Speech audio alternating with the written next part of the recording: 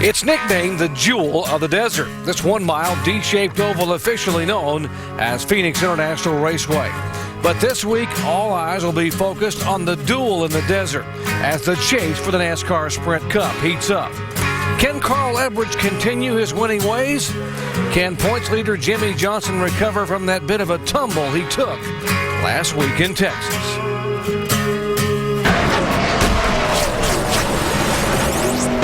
Folks, it's Halloween weekend.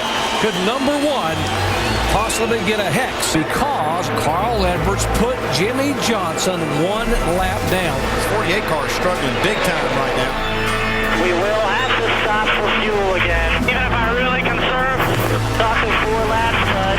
Then Bob Osborne told his driver, actually, we're only 0.2 of a lap short. He's got a huge lead now with all these guys making these pit stops. He can slow his lap time way up. What a call. Carl Edwards gets it done and wins at Texas. Now the margin is 106 points with 2 races to go.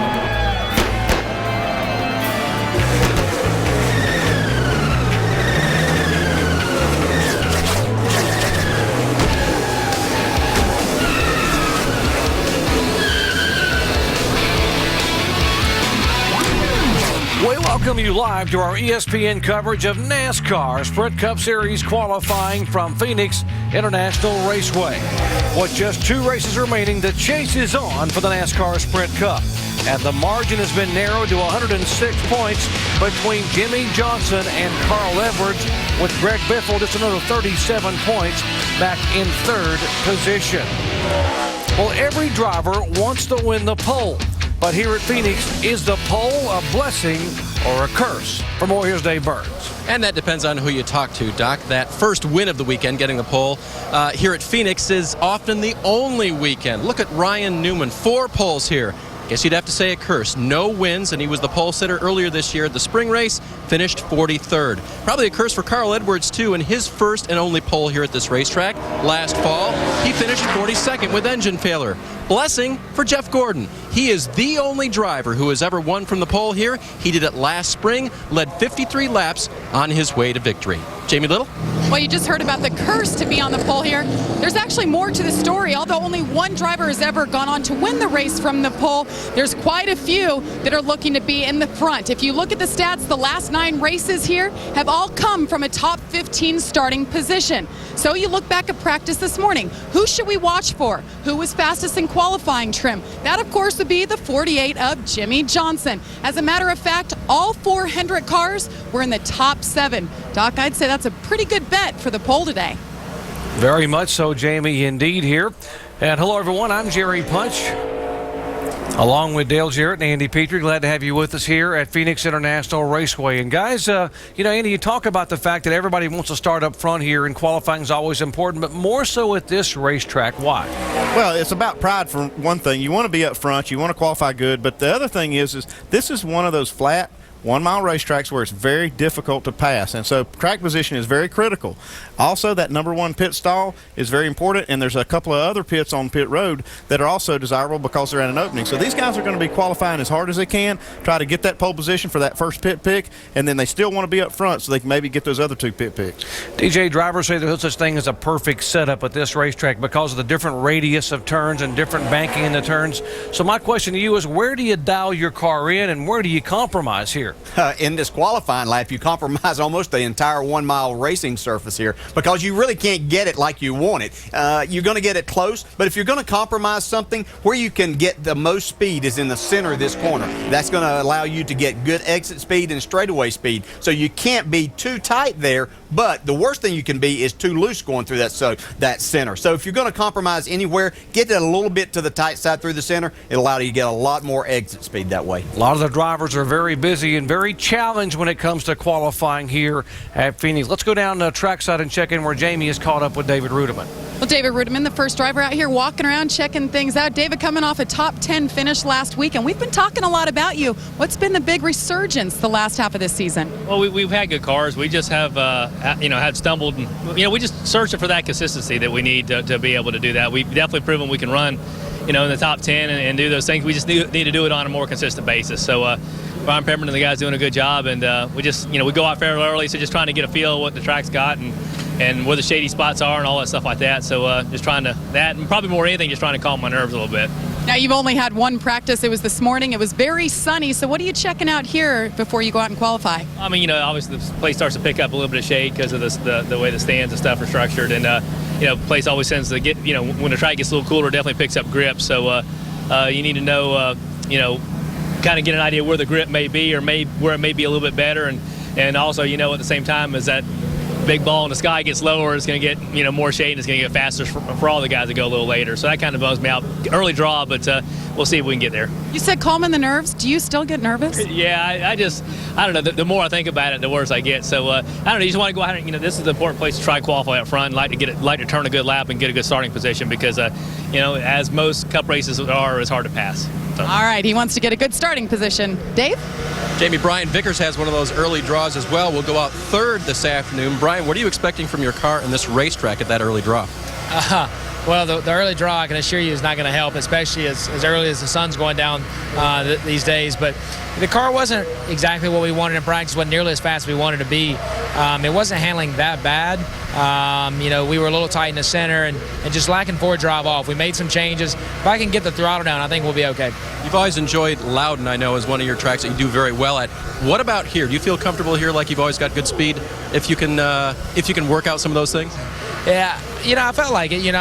Until I came to Red Bull, I had never qualified worse than 5th here in my entire career. So, it felt pretty good at this racetrack. I've always enjoyed coming to Phoenix. Unfortunately, the Red Bull short track package has probably been our worst. We feel like we've made huge strides in that area recently, but we've still got room to go, and hopefully we can have a really good run this weekend. We'll watch this qualifying lap and see how much more progress they make. Doc?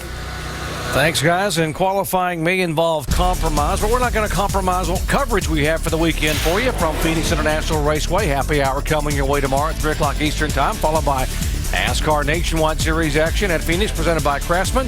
NASCAR Now begins our Sunday morning talking about what could happen on the day, then live flag-to-flag coverage on ABC, 3 o'clock Eastern Time, beginning with NASCAR Countdown. Alan Beswick, Brad Daugherty, and Rusty Wallace. And NASCAR Now will wrap up the entire weekend of motorsports Sunday at 10 o'clock Eastern Time. Our coverage of NASCAR Sprint Cup qualifying is brought to you by Jared, the Galleria of Jewelry, with 5 times the selection of ordinary jewelry stores. When we come back, we'll begin qualifying from Phoenix. Oh, look, he went to Jared. Excuse me? May I see it? Can I just get directions, please? I'm afraid I can't do that. Heart's Desire Jewelry at Jared, featuring ideal cut diamonds. Oh, Dave, you shouldn't have. Jared, the Galleria of Jewelry.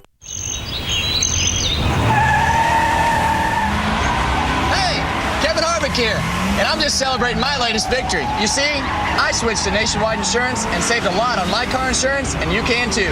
Just call 877-NW-SERIES for a quote today, and you can save like up to $500. Plus, you can enter to win the ultimate NASCAR experience and meet me trackside in Las Vegas. Just call 877-NW-SERIES today to switch and save. Nationwide is on your side. Casual Male XL has the look you want. Shop our mix and match sale going on now. Buy one item and get the next one 50% off. And with sizes starting at just a 42-inch waist, it's the perfect time to buy. Choose over 20 Harbor Bay items to mix and match. Buy the pants, the shirt is 50% off. Buy a pair of jeans and a second pair is 50% off. Shop in-store, online, or catalog. Call 1-800-THINK-XL for a free catalog or shop a store near you. Casual Male XL, life's better when it fits.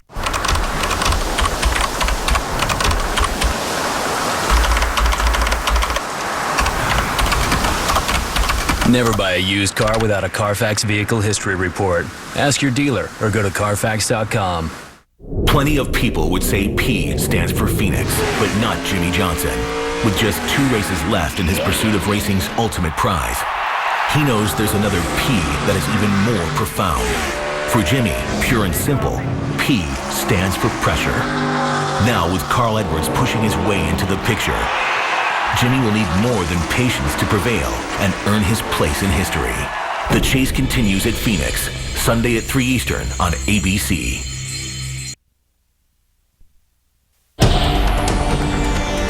Phoenix is a unique racetrack. It's a flat racetrack, got one real short turn. There's no corners. At Phoenix, that's the same. You might get it really good in one corner and then it's terrible in others. Even though it's a mile track, it's run like a short track.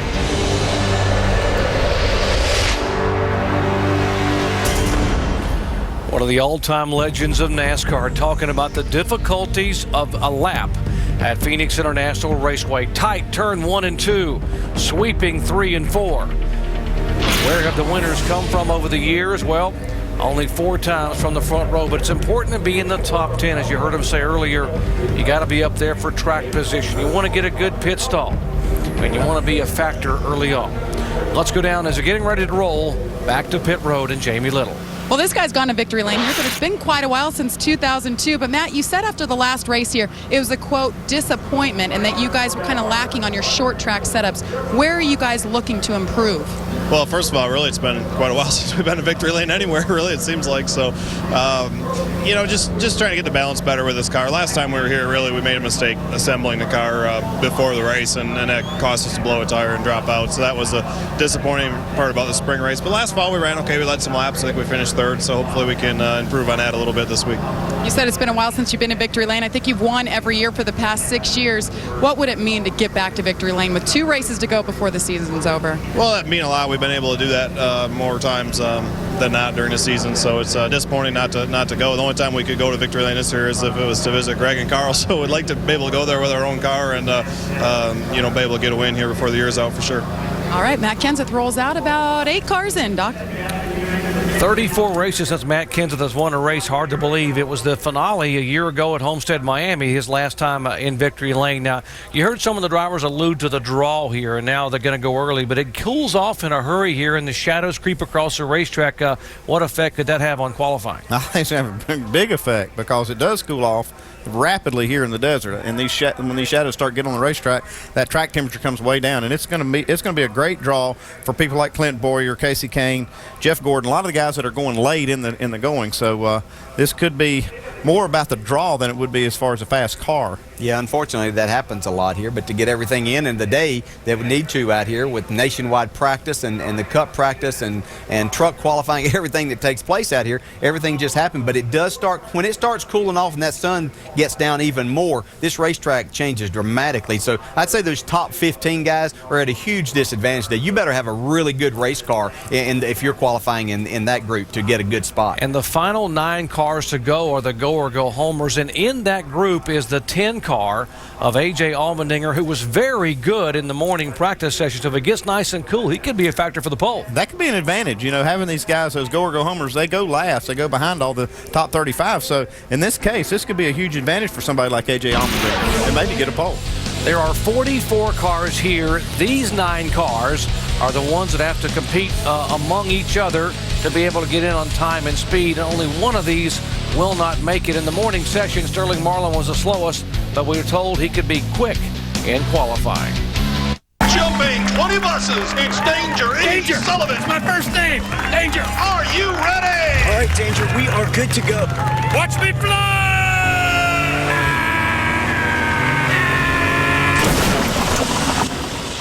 Engine sludge can strike anyone, so get Castrol GTX. It's superior sludge protection. 57% better than the leading 5W30. Tests prove it. Hey, how far to go? Castrol GTX. It's more than just oil. It's liquid engineering. The book says, when faced with an aggressive raise from early position, only strong starting hands should be played. Lesser hands, such as draws and small pairs, should be folded.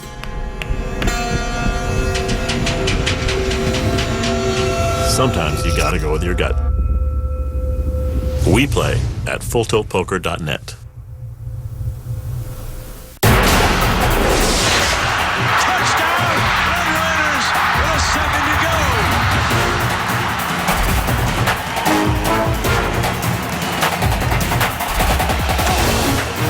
After their shocking upset over Texas, undefeated Texas Tech looks to take the next step in their improbable run at a national championship. Saturday Night Football on ABC, presented by Southwest Airlines, Oklahoma State, Texas Tech, or Cal USC. Saturday at 8 Eastern, college football lives here. Monday, the worst of all 7 days, and the 1st to 5. But with Monday comes Monday Night Football on ESPN, which tastes delicious. Even with all the things to hate about Mondays, there sure is one glorious thing to love. ESPN, serving sports fans around the world. This show is brought to you locally by Blue Shield of California. If only health insurance was as entertaining.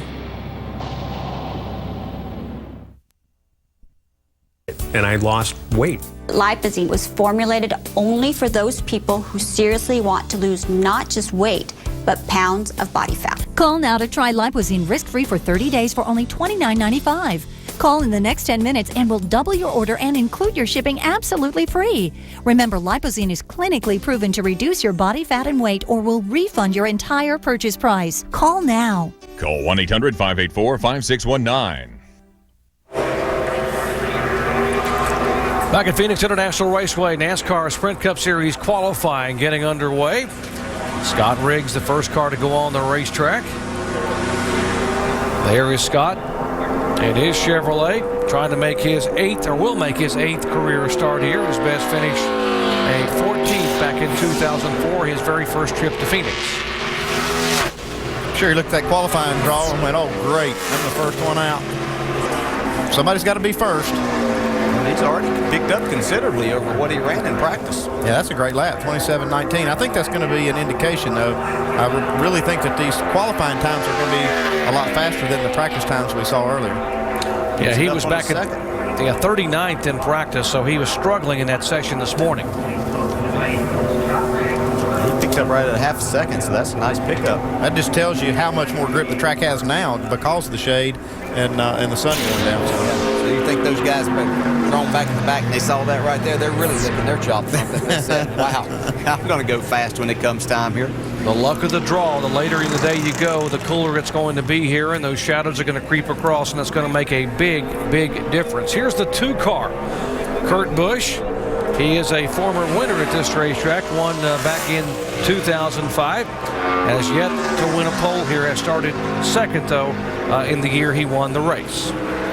We saw Scott Riggs pick up a couple of tenths on his, or a little over a tenth and a half on his second lap. I think that's a trend we'll see in qualifying today. I think that second lap is going to be the fastest lap for most of these guys. Yeah, I think a lot of it's got to do with tire pressure and how you decide to do that. Some of these see Kurt Busch there flirting with that wall out of turn 2. But that's what all of these guys are going to run fast. They're going to do that. But I think it's going to be kind of preference as to what guys feel as far as that tire pressure goes. Some of them might start a little bit lower thinking that second lap is going to be the one. And the ones that are going on stickers and saying we're going to try to make one lap out of it, their pressure is going to be up higher on that first lap. Wow, check that one out. 26:76. Great lap. That's the fastest lap we've seen today. Whoa. So he's trying to get a little more. He almost did. Almost got this paint scraped off the right rear there. Might be hard for him to run a quicker second lap after slipping a little bit over there. That first lap he ran was extremely fast. He does slow down. He slows down a couple of tenths. I messed it up on lap 2. Lap 1 was all right. I'd say so. Put him at the top right now. Too bad. That's a good lap. I talked about the racetrack picked up because it's cooled off quite a bit, but that should get him a pretty reasonable starting spot. Now, Juan Pablo Montoya was scheduled to go out 4th in the 42 car, and he has been excused from that spot. Jamie? Well, we're watching his car being pushed right now, and Juan Pablo stands down here. What was the issue? I don't know. I guess it's being gone through tech, and they had to change something. I don't know. Just standing here and waiting, The last race for the Texaco Havoline car, so it's pretty exciting. Are they all here? I'm sure it's kind of a bittersweet moment for this sponsor who's been involved in NASCAR for many years. Yeah, it's a little rough. I think it's going to be more bittersweet on Sunday than today. Today doesn't really matter. I think we got a great car and exciting for Sunday. All right, guys. They're pushing his car down here, and he will make it out on time. Watch for him to come out. Here's Brian Vickers, who was the pole sitter at Michigan earlier in the year. Let's see what he can do. I heard Brian talk about before he came over to this race team how he always qualified well out here. I talked to him a number of times. He has enjoyed getting out in what the lap that you have to put down here. He enjoyed that challenge of trying to go fast around here and always was fast. I heard him say that their short track program he thought was still where they were struggling. And That shows up right here with that first lap, 27:56. When he came here the first time, he was 19 years old and sat on the outside of the front row. So this has been a good track for him to qualify, if he can pick it up on this lap. See him trying to get a little more out of it, letting it roll through there. Looks like the car might have been a little bit tight in the center of the corner. Looks like he's got better speed here, though. Picks up a quarter of a second, 3/10. Three cars have gone thus far. It is Kurt Busch, Scott Riggs, and Brian Vickers back with more qualifying in just a moment. Great job, guys. Great job. Judges. Nice moves. Billy White Shoes Johnson. Now, he had some nice moves. Today, everybody's got a dance. T.O., Chad Johnson. Oh, I love the river dance. He killed that. That was a classic word. We're talking about classics. How about the 85 Super Bowl Shuffle? Tune into the best team in football. Sunday NFL Countdown presented by IBM, Sundays at 11. What a beautiful day. We're a triple tread tire event. But it was sunny just a minute ago. Goodyear Triple Tread technology with 3 unique tread zones to help with changing weather conditions. Now get up to a $50 mail-in rebate with the purchase of 4 select Goodyear tires, or double your rebate up to $100 when purchased on the Goodyear credit card. Well, at least it's not snow. Innovative thinking up here so you can get there. Goodyear, get there. Living notoriously well with Jose Cuervo makes splitting the check easy. 1, set the rules. Everybody clear? If she picks your card, you pay for the entire bill. 2, adjust the odds. Steve. Another Cuervo black and color. Make it 2. 3, know where the exits are. Steve. Enjoy and live notoriously well responsibly. Casey Kane. Where? Casey!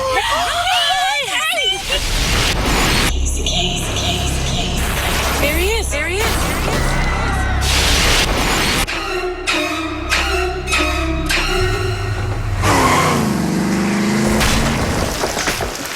Even the best drivers could use accident forgiveness. Part of your choice auto insurance. Only from Allstate. Are you in good hands? Hey, is there anything we could do to help? Anything. First, we dig a hole next to the house and check for clogged pipes. If that's not it, we dig by the septic tank. Check for leaks. If it's not there, we dig up the leach fields till we find the problem. This 60-year-old tree might have to go. Average repair cost, $6,000. Monthly maintenance with Red X, about $6. Red X uses 100% natural bacteria and enzymes to break down waste, even paper. Use Red X monthly to help keep your septic system operating efficiently between pumpings. NASCAR Sprint Cup qualifying, the 17 car, Matt Kenseth on the racetrack. We talked earlier about he's still looking for that first win in 2008. Former winner here back in 2002.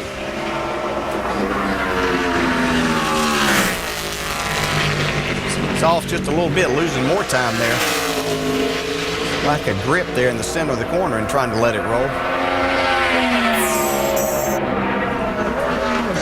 Actually a lap slower than he practiced. That first lap, we've seen all these cars going faster. See what he can do on the second lap. Ooh. It's like he's fighting grip. Just he's trying to get back to the gas and carry it out and carry that speed, but just can't make this car go where he wants to.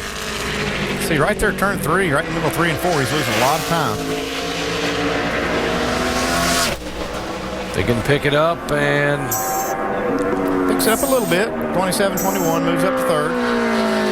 See Jack Rouse talking to Chip Ganassi up there in the right-hand corner. Seeing these last couple of cars go, it could be an indication of just how good a lap Kurt Busch laid down there. I mean, we expected people to pick up, but he's been quite a bit quicker than what these guys, Brian Vickers and Matt Kenseth, have been able to go. Let's hear from Kurt Busch. Dave. And broke that 27-second barrier in the Miller Lite number 2. So you told your guys good changes on that. I guess so, huh? Yeah, it worked out really well. You know, the later that this session goes, the cooler the track gets. So I'm happy with that lap right now. Actually surprised ourselves a little bit with the Miller Lite Dodge. So it's just cool watching walking down pit road here, looking at section O and turn 1. That's where I used to sit and watch races and watch guys like Davey Allison, Kawicki, and senior race here. Now I'm walking down pit road to go qualify. So it's a lot of fun coming to Phoenix. It's like a second home. Really good first lap. Just butchered up my second lap. Grew up in kind of the same time zone, guys. Dad brought him here when he was 13 years old, and how good would it be for him to be able to get on sit on the pole? Here's Reed Sorensen's got a good lap going, or had a good lap going. Well, he had a great lap going. You saw he went to the throttle, got a little bit loose, and you can see how much it hurt him on the tracker right there. He's still in the 26-second bracket, though, just barely. Yeah, 26.99. He's 19th quickest in the practice session. He's already 4/10 quicker than he was in practice. Tried to carry that speed through the center of 3, and it cost him a little bit of time there on the exit once again. As high as he can. He will be second overall, so a pair of Dodges right now. The 2 quickest in qualifying, Kurt Busch and Reed Sorensen. Then comes the Chevy of Riggs, the Ford of Kenseth, and the Toyota of Vickers. It's a good lap by Reed Sorensen here. He needs some good things to happen here these last 2 weeks. Another guy needs something good to happen. Elliott Sadler. A little different paint scheme this week. See him wiggling the car there. He's trying to get a little heat in the tires. Yeah, we talk about every week how important it is to get up to speed coming to get the green flag. And it's very important here to be able to get your car to go down in turn 3 where it'll stick and where you can get back to the throttle and be fully up to speed when you get to the start-finish line there. In the morning session, or the early afternoon session, I should say, here with the time change, the Elliott Sadler was not very good early on. In the last half of that session, he jumped all the way up to 6th quickest on the speed chart. If he can duplicate that kind of effort, maybe put this car in the front row. See, Elliott gets out of the throttle a little bit sooner than what our pole sitter, Kurt Busch, did.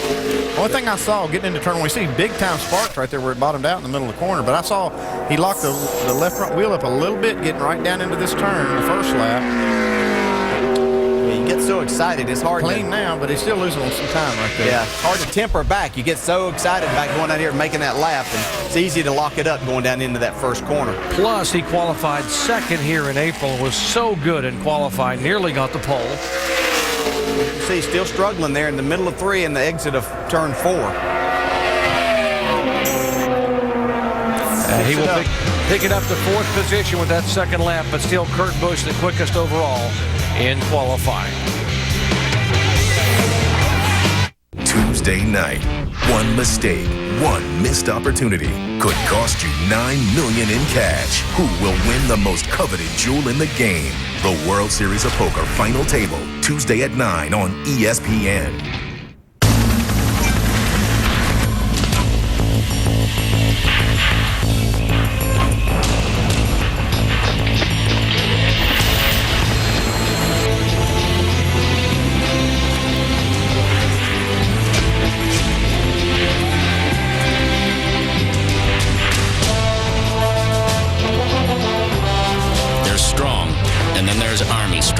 See what it's like at GoArmy.com.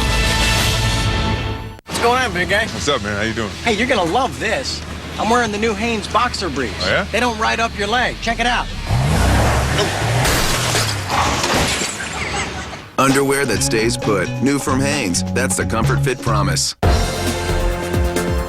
I got $583 from cashforgold.com. All I did was look through my drawer full of jewelry that I never wear. Turn your unwanted or broken jewelry, gold, silver, platinum, rings, chains, and bracelets into cold hard cash from cashforgold.com. I had no idea my gold jewelry was worth so much money. With gold, silver, and platinum at their highest value in decades, cashforgold.com is able to give you top dollar for your unwanted jewelry. And because we own our refinery, we can cut out the middleman, which means more cash in your pocket. I sent in my diamond wedding band from my first marriage and got money the very next day. Just call the number below and ask for your free, prepaid, insured refiner's return pack. Fill the envelope with your unwanted or broken gold, silver, and platinum jewelry and mail it to our processing center. A safe, reliable transaction with satisfaction guaranteed.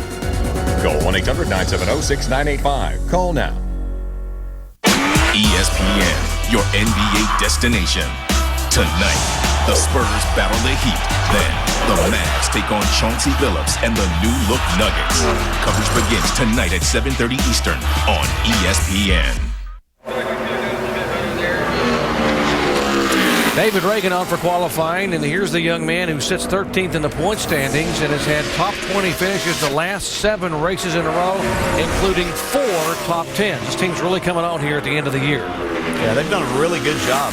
Have all year, really. I mean, just missed making the chase. David's done a really good job driving the car. You can see him down in turn 1 and 2, and then it go wiggle just a little bit. I think that hurt his exit speed. Got another lap to do it here. That was not the lap he was looking for there. 27:36. Got a little bit better lap here. This will be only his 4th trip to Phoenix in a Cup car. His best finish 27th back in April of this year. He was only 31st in our practice session, so it's like they've been struggling for most of the day, and that's going to continue here in the qualifying. Picks it up that second lap. His 5th quick, 27:15. I think as we move along, though, that's going to continue to fall back as this racetrack cools down. So David's going to have to do a lot of passing come Sunday. Dave? Guys with Reed Sorensen right now, who also broke that 27-second barrier. Good lap for you. What did it feel like? Felt pretty good. I got real loose off of 4 there. I think I got the left front on the apron just a little bit. And, we have Amp on the car this weekend and some Target people coming, so we want to run good for them. And I think we have a really good car. It started out good this weekend, and I wish I could have got off of turn 4 a little bit better. But going out early, we'll see where that puts us. But it's looking okay, so we'll at least be better than 20th, I think. Describe what happens when you put that left front on the apron. Well, I think it all depends. I mean, we got our car set up. It's kind of right on the edge, and, you're on the edge anyways in qualifying. So, in qualifying practice, anytime I got too high, I lost a bunch of front grips. So, I was trying to just to get as low as I could, and I think I got a little bit too low and got loose. That's where the apron is, guys, on the low side. Bill did a heck of a job there on the front row right now. Here is Juan Pablo Montoya, who had to go back across the scales because of some brake issues. Chip Ganassi watching his driver. And if you just joined our coverage, final time in NASCAR Sprint Cup competition after 22 years at Texaco will be the primary sponsor on this car. How about that getting into turn 1, Dale? He drove her in there. Didn't have any problem there. Looks like he got a lot better lap going this second lap. You see Chip Ganassi watching his drivers. I think what we've seen with everybody, though, Kurt Busch really got off of turn 4, and that's where everybody's losing time to him. He didn't seem to be exceptional anywhere else, but, man, he nailed it from the middle of turn 3 to exit turn 4 back to the start-finish line. There's only 2 cars that have qualified that ran faster on their first lap, and they're the first 2 cars, the fastest 2 cars that have run. And I think that has something to do with it, too. I think that the 2 car planned on running that first lap with everything they had, and that's why it got off the corner so good coming to the white flag. It probably helped him even coming to the green flag, too, by doing that. That's where they put all of their effort was into that 1 lap. Which means they probably had the tire pressures up and did everything, maybe even a little bit more tape for that to start with. Carl Edwards headed down pit road toward his car. He's scheduled to go out 22nd in this qualifying session. We have had 8 cars thus far take time and speed. And how good has this guy been in the chase? Just unbelievable. I mean, he had those 2 weeks at Talladega and Charlotte where they had the problems, but other than that, it's just been fantastic. Bobby Labonte's on the track qualifying now. Former pole sitter here. Bobby won the pole back in 1996. Has 3 top 5s and 9 top 10 finishes at Phoenix.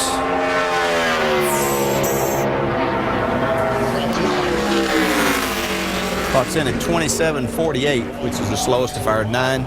Looks like another one that will pick up on the second lap. He's hoping. He'd like to pick up a lot. Bobby was only 40th quickest in that session, in that practice session. There was only 1 practice session today, folks, prior to qualifying. Yeah, his car looks good around the corner there, but it just doesn't have the speed. He picks up a little bit, but not enough to move him off of that bottom spot. We invite you to join us for stop number 9 in the chase for the NASCAR Sprint Cup at Phoenix International Raceway, coming your way on Sunday at 3 o'clock Eastern Time on ABC, beginning with NASCAR Countdown. Alan Bessick, Brad Doherty, Rusty Wallace will set the stage, and they'll discuss whether Carl Edwards can continue to win and make it 3 in a row? Or will Jimmy Johnson make it 3 in a row here at this racetrack? Could that chase narrow up a mite going to the finale? Coverage beginning at 3 o'clock.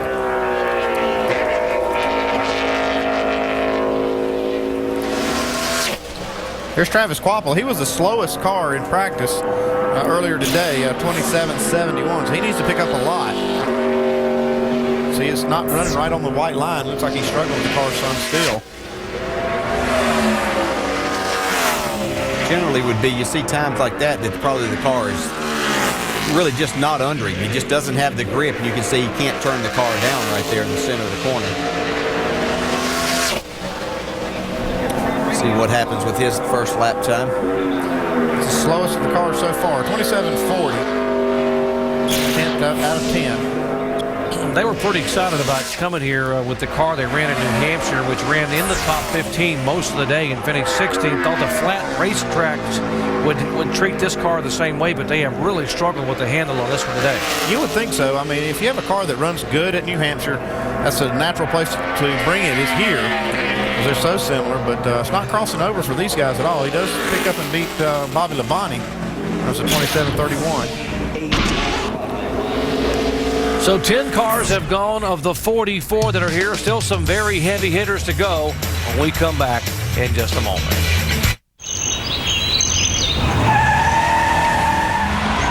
Hey, Kevin Harvick here, and I'm just celebrating my latest victory. You see, I switched to Nationwide Insurance and saved a lot on my car insurance, and you can too. Just call 877-NW Series for a quote today, and you can save like up to $500. Plus, you can enter to win the ultimate NASCAR experience and meet me trackside in Las Vegas. Just call 877-NW Series today to switch and save. Nationwide is on your side. Plenty of people would say P stands for Phoenix, but not Jimmy Johnson. With just 2 races left in his pursuit of racing's ultimate prize, he knows there's another P that is even more profound. For Jimmy, pure and simple, P stands for pressure. Now, with Carl Edwards pushing his way into the picture, Jimmy will need more than patience to prevail and earn his place in history. The chase continues at Phoenix, Sunday at 3 Eastern on ABC. To get someone's attention, speak softly and carry a big stick. It's the power of ageless tradition, the rush of competition that stirs the sports hero in all of us. The main results from the sports advertising is, again, recognition, credibility. I'm on when a lot of people are watching. Everyone is watching the local sports teams, so when our ad comes up, I hear about it every day. Comcast has more than exceeded my expectations. Call Comcast Spotlight today for sports marketing solutions that deliver results. Comcast Spotlight. No one puts sports together like we do.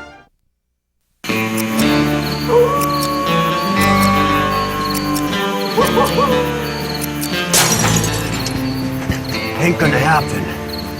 Keep your stash. Sign up for $24.99 a month for 12 months. With unlimited local and long distance plus voicemail. Because the less money you pay, the more you get to keep for yourself. Just call 1-800-COMCAST today. Comcast Digital Voice. It's Comcast. Dave Blaney, a little bit different paint job for the 22 car this week, completing his qualifying run. 5th quickest for Blaney, 27.099 seconds. Good effort for Blaney and the Bill Davis car. Now, right now, Kurt Busch atop the speed chart, but there may be a guy coming up very soon, Jamie, that has a shot to knock him off. Well, word has it the 88 has something. All 400 cars top 7 in practice this morning. What do you think? You knew you have a legitimate shot at this pole? Yeah, we were pretty good in practice, so we're trying to go out there and put a good lap down. You had a great run here, led a bunch of laps in April. Do you guys feel like your car is as good, maybe better? Yeah, we've learned a lot in the last several months to improve on what we had here last time, and we were really good last time, so I'm looking forward to it. It's a good car. You've always been good here. 2 wins here, but both of those came in the older car. How different is running this car here? Well, it's not that different. I mean, at the short tracks, it's not so bad, but I got to thank all the guys at Hendrick and all the employees. They've done a great job. I've got an outstanding motor. My team did a good job preparing the car back at the shop, and it drives really, really good right off the truck. So I want to thank all those guys. All right, we're going to let Junior crawl behind the wheel, and Mr. Hendrick down here having a chat with his driver for quite a few minutes. Wonder what he's saying, guys. Oh, it looked like Junior had his game face on. Looks like he's ready to go. Paul Menard with a good lap, 4th quickest. That's on his first lap, 27.07. That's as good a first lap as we've seen, other than the two guys that are in the front row right now. See if he can pick it up on his second lap. Get himself in that front row. Pretty good right there, gaining a lot of speed through the center. Up to third right now. Second, if he can hold on. There you go. Nice. Another 26-second bracket car. 26.94. Good job, Paul. Yeah, that was a great lap. Up about 13/100ths of a second there. Good lap, man. Great effort by the DEI folks, Dale Earnhardt Incorporated, Paul Menard. See if that'll hold up, but there's still some really good cars to go. And here's the 44 car, David Rudiman. He was a bit nervous walking up and down pit road about 30 minutes ago, thinking about having to come out here and qualify at this tough place. How much pressure is there on a driver to get out here and make those 2 laps on Friday? You heard him say it's hard lapped, and there is a lot of pressure. And I thought maybe David was just that nervous last year when we didn't have spots. We were all just trying to qualify, but he's kind of that way all the time. But there is a lot of pressure. You want to go out there and you want to do well. If you leave here on Friday and things didn't go well, it makes Saturday very tough. So you want to go out there and lay that lap down. You're jacked up and you're ready to go, and you're just hoping your car's ready for you. He told Jamie earlier, I just want to get this thing in the top 10. I would love to be able to be in those first 5 rows when we go off on Sunday. So he's on the brake much and in the throttle a lot. Wow. Third on his first lap in the 26-second bracket on lap 1. You can already see that they're starting to cool down out here, and that's not saying that's all of what David done here because of that, but I think we're starting to see that, and from this point on, we're going to be able to see this is the 15th car to go. See Ryan Pemberton right there. That's crew chief for David Rudiman. He's been a big part of the improvement we've seen in this Michael Waltrip team. There it is, second quick, and he just misses the pole by 0.003 of a second. Wow, that's nice. Second fast so far. Nice job. He was the 13th car to go out, but I think from this point forward, we're just going to see this get faster. But that's a nice job by David Rudiman. Very nice job. Now here comes the tough part for someone like him that worries a little bit. He's got to go back to the garage area and watch 31 more cars go out to qualify and try to knock him off the front row. Yeah, but he's going to rest a lot easier knowing that he did his job. He went out there and he said, hey, this is all I've got, and he did it. Yeah, and whatever happens, happens. Yeah. But there's Ryan Newman. He's going to have a shot at this thing. Yeah, 4-time pole sitter here. Ryan Newman sat on the pole here back in the spring. Martin Truex Jr. He's got to be pretty pumped knowing that the DEI cars right now, Menard is already third quickest, and this guy right here was very good in the session prior to qualifying. Yeah, what do you think the chances are all of those DEI cars have that setup that Mark Martin ran and qualified with out here in the spring? I'd say the chances are good. That's what I'd do. I know that. Mark Martin, who ran so well, nearly won this race here in the spring. Led 68 laps in April, had to pit for fuel, and handed the race to Jimmy Johnson, who gambled on gas. Okay, he ran a 27.05, which is a pretty good lap, but he's got to pick it up if he's going to beat these guys. 2/10 is the most we've seen anybody pick up so far. That was David Rudiman, who was the previous car. Looks like Mark's a little higher in that corner than what he would want to be, I would think.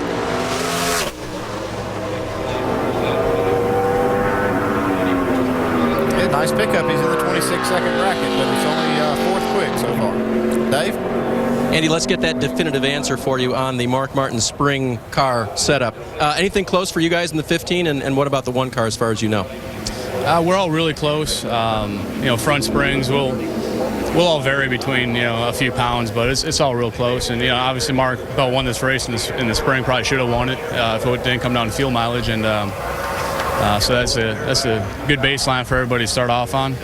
It's really happy. We went loaded. We weren't that good, and the guys kept working on it. So we got it better, and hopefully we'll. It's going to get faster.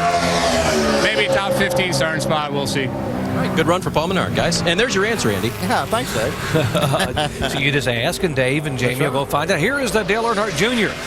Talking about guys that had the great runs in the spring. He led 87 laps here, finished 7th, and he was among those that had to pit in the final laps for fuel. 2-time winner here at Phoenix. When Jamie interviewed him a while ago, he looked like he was pretty focused on this qualifying lap. A little slow there getting back to the throttle as much as I think he would like to. A great first lap. Yeah, he ran 27.84. If he picks up a 1/10 of a second, he can get this pole. At least he can get it for now. See if he can get a little more throttle to it from the center of the corner here in 3. Heard something right there I like. Hearing that chip. That chip. Yeah, heard means he got off turn 2 really good. Here he comes. Can he get it done? He's got to beat a 26.76. I believe he got him. I think he did too. No, he's slow. Wow, a lot. Oh, man. Just slipped up off the 4, yeah. Third quickest for Dale Earnhardt Jr. Huh. That's a good lap, though. Well, I made a bunch of mistakes personally there. Sorry about that. I overdrove turn 1 way, way big. Then I underdrove the whole entire second lap. Just backed up the corners too much. Yep, that'll happen. It's easy to overdrive that first corner. And you come off a turn 4 coming to get to green, and you drive down in there with the most speed that you've had. Next thing you know, you're down in there further than you needed to be. Here's a guy that'll drive hard. Guarantee you. I don't know that he's going to overdrive it, but he's going to drive it to its limit. He's got his brother up there he wants to knock off. You know he's motivated. You wouldn't think he'd want to beat his older brother, would you? Yeah. Kyle Busch, 1 pole, 1 victory here at Phoenix. Win coming in the fall of 2005. Finished 10th here in April, 8th in this race last fall. He didn't leave anything on the table getting down into turn 3. He was driving the wheels off this thing.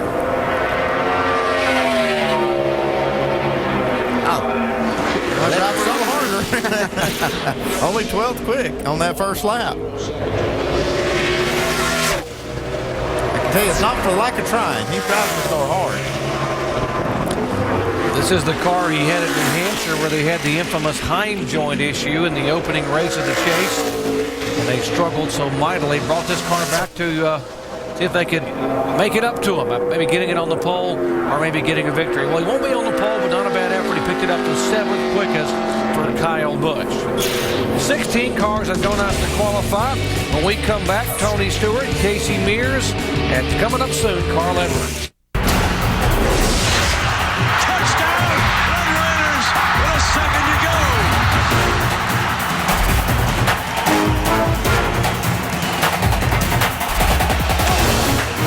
After their shocking upset over Texas, undefeated Texas Tech looks to take the next step in their improbable run at a national championship. Saturday Night Football on ABC, presented by Southwest Airlines, Oklahoma State, Texas Tech, or Cal USC. Saturday at 8 Eastern. College football lives here. She's lollygagging and you're missing out on sweet deliciousness. Dare you pass her? What's the worst that could happen? Did you just line jump me? No. He's a line jumper. Yeah, you're a line jumper. Joshua David. Grandma? Totally worth it. Cece's Pizza Pasta Salad and Dessert Buffet for $5 and change. Almost too good to be true. Well, I felt like I needed an extra kick or an extra little boost to get me through, and from what I hear, 5-Hour Energy does the job, so I decided to give it a try. I like the way 5-Hour Energy makes me feel before games. It gives me that edge that I need and keeps me focused throughout the football game. I tell all the players to take 5-Hour Energy. I mean, they see the way it makes me feel, so I think everybody wants that same type of feeling. I am the 5-Hour Energy guru. It's the truth. I mean, I wouldn't be taking it. 5-Hour Energy. I use it. I love it. Casual Male XL has the look you want. Shop our mix and match sale going on now. Buy one item and get the next one 50% off. And with sizes starting at just a 42-inch waist, it's the perfect time to buy. Choose over 20 Harbor Bay items to mix and match. Buy the pants, the shirt is 50% off. Buy a pair of jeans and a second pair is 50% off. Shop in-store, online, or catalog. Call 1-800-THINK-XL for a free catalog or shop a store near you. Casual Male XL, life's better when it fits. Who is Dickey's American Worker of the Year for 2008? Introducing Hale Hughes, an oil field roughneck from Woodville, Texas. Hale won the new 09 Ford F-150 and lots of other great prizes.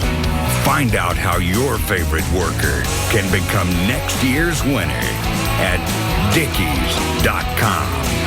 Dickies, a legend in work. NASCAR Sprint Cup qualifying continuing here in the Valley of the Sun. Phoenix International Raceway just outside of Avondale, Arizona. Kurt Busch is currently on the pole with a 26.760 second lap. David Rudiman second. And here is David Rudiman's owner and teammate, Michael Waltrip.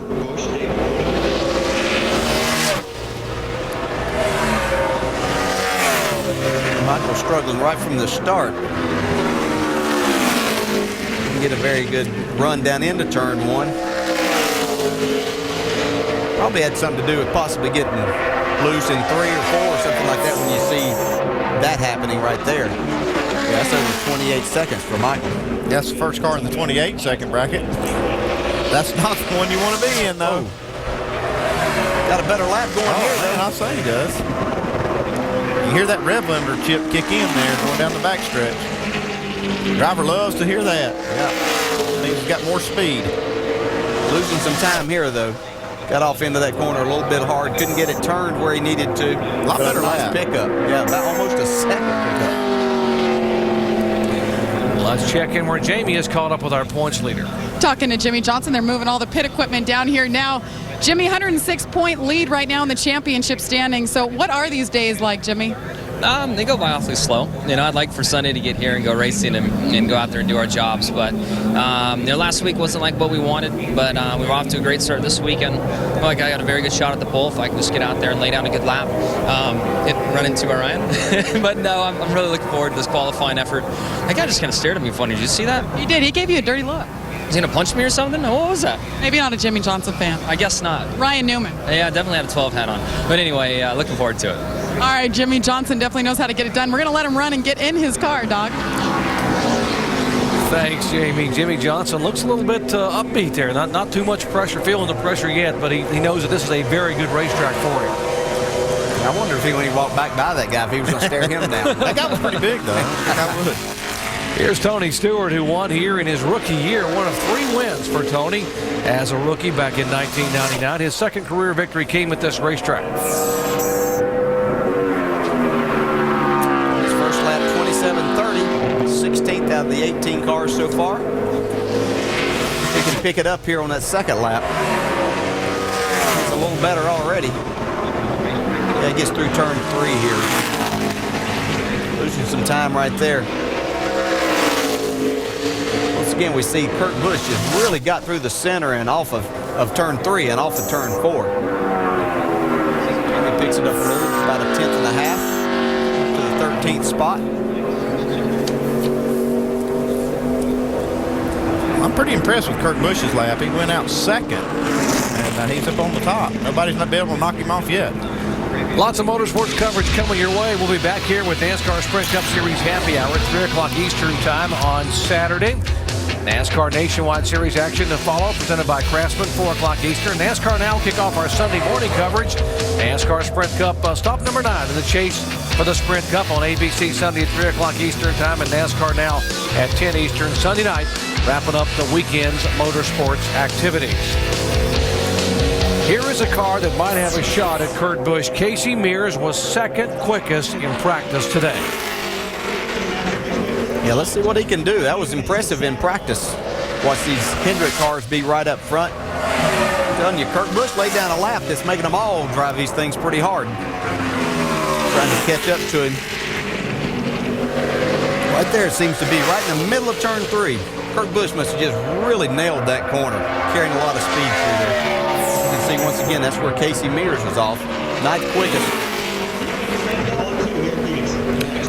Drove it hard into 1 there. Now losing a little time coming up off 2 again. I think that really is what hurts you, though, is you overdrive the entrance of that corner, and you can see how you kind of pay the price on the exit. Still a lot better lap going if he can just hold it right there. You see that difference right there is what's costing Casey a little time. Yeah, he had a better lap going even for himself. Picks it up just a little bit to a 27 flat, 8th quickest.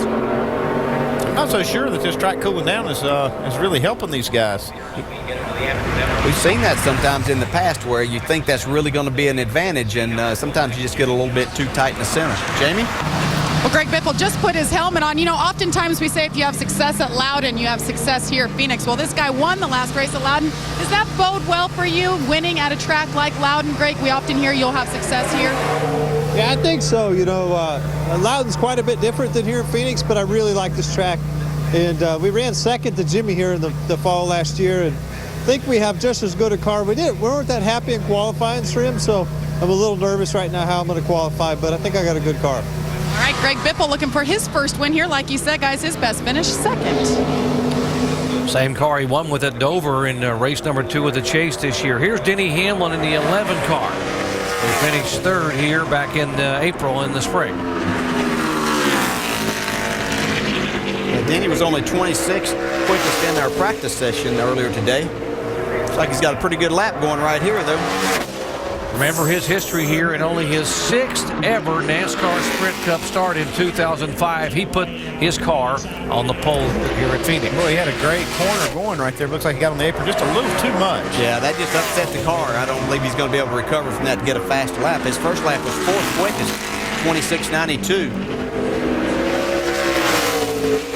Looks like that car went down in turn 1 and turned maybe a little better than he expected. Yeah, got the 2 left side tires up on the apron, and that's kind of off-cambered there. You'll use that a lot more so in the race after your tires get some laps on them, but that lap there was a little bit slower by about 1/10 and a half. 20 cars have gone out to qualify thus far, and Kurt Busch, the guy they're chasing, still to come. Carl Edwards, Burton, Biffle, Johnson, and Gordon when we come back. Starting now, you will never look at World War II the same way again. Starting now, it's not just history, it's real. With eyewitness footage like nothing you've seen before. Electrifying, brutal, and explosive. It's The World at War, Turning Points, the most powerful World War II documentary ever made. Preserved forever in the diamond-sharp clarity of DVD. More than 30 years ago, a team of filmmakers set out to create the ultimate visual history of the war, searching archives around the world. This is what they found. Footage once considered so shocking, it couldn't be seen at all. This is the mother of all World War II documentaries. If you care about the war, this is one collection you must own. Get The World at War Turning Points on 3 DVDs for just $59.99. But wait, call with your credit card and you'll get an extra $20 off. That's more than 10 hours of explosive eyewitness footage for just $39.99. And that's not all. You'll also get a bonus DVD, Hitler's Germany, packed with bone-chilling eyewitness footage of the Nazis' bloody rise and fall. Yours to keep free when you call right now. Plus, do it in the next 10 minutes and get free shipping and handling. That's an additional savings of nearly $7. You'll be there for every major turning point of the war. From North Africa and Stalingrad to D-Day, Iwo Jima, and the final battle for Japan. The New York Times called The World at War superb. The LA Times said these episodes will send chills racing up the spine. Call now to get The World at War Turning Points, plus Hitler's Germany as a free bonus. 4 DVDs for just $39.99. Call in the next 10 minutes and we'll ship it for free. Think you've seen World War II before? You haven't seen anything until you've seen this. Call now to order. Call 1-800-310-6728 to order World at War on 4 DVDs for $39.99 and receive free shipping and handling when you call in the next 10 minutes with your credit card. Call now or order online at timelife.com/World at War. NASCAR Sprint Cup pole qualifying continuing here as it's cooling off and the shadows are creeping across the racetrack. 38 car David Gilliland, Yates Racing Ford, and he's got his hands full just turning that wheel right coming out of the corner. Yeah, that definitely is a handful. This part right here is a handful for these guys too. Yeah, he's up a little too high on the racetrack coming out of 2. Yeah, one thing they're fighting right now is the sun that's going down over these grandstands down in 1 and 2, but it really gets you on the entrance down into turn 1, and you literally get down there and you can't see your marks because the sun just blinds you right there, and I think that's why these guys are overdriving that first corner. Slowest car among those that have gone out on lap 1. Got to believe David's going to pick it up here on the second lap. Most people have. He's really struggling with that car, though. He's getting up way too high off of turn 2. You see, the first lap he was tied in this corner here in 3 and 4. Let's see if he can hold it down. He's a little lower. Whoa, boy, he's loose, though. Man. He just drifted that car all the way off of turn 4. And the good news is he picked it up. The bad news is he stays 21st of the 21 cars that have gone out thus far. Carl Edwards, he's been the man the last couple of weeks in NASCAR Sprint Cup. winning back-to-back at Atlanta and Texas. He has never won at this racetrack here in Phoenix in 8 previous tries. Set on the pole here, though, in this race a year ago. Well, they certainly have a lot of momentum coming in here. They know that that's what they have to do if they're going to put any pressure on Jimmy Johnson and his team. Try to make a mistake at some point in time, but just a great run by Carl. See how he gets down into turn 1 here.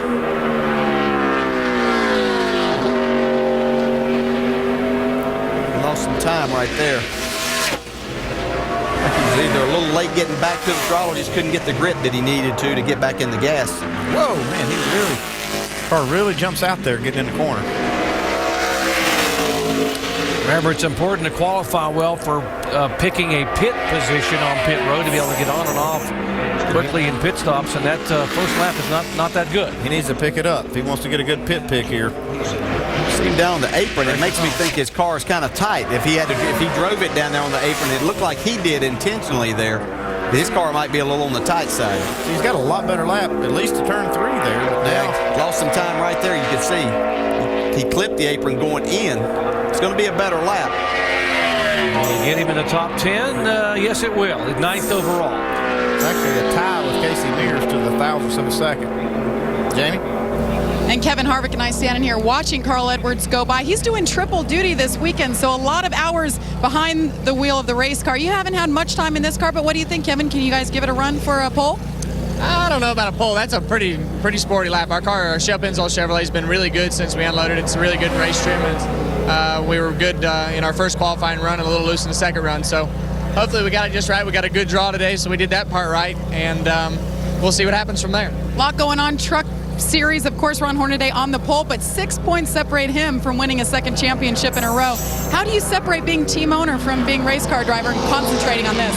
Well, it's a lot easier when you're driving, so I can concentrate on the driving part, and I don't have to worry about anything on the owner side. So it's always fun to come to Phoenix and be able to race all 3 series. This was our Daytona as we were growing up in the Southwest Tour and the Winston West days.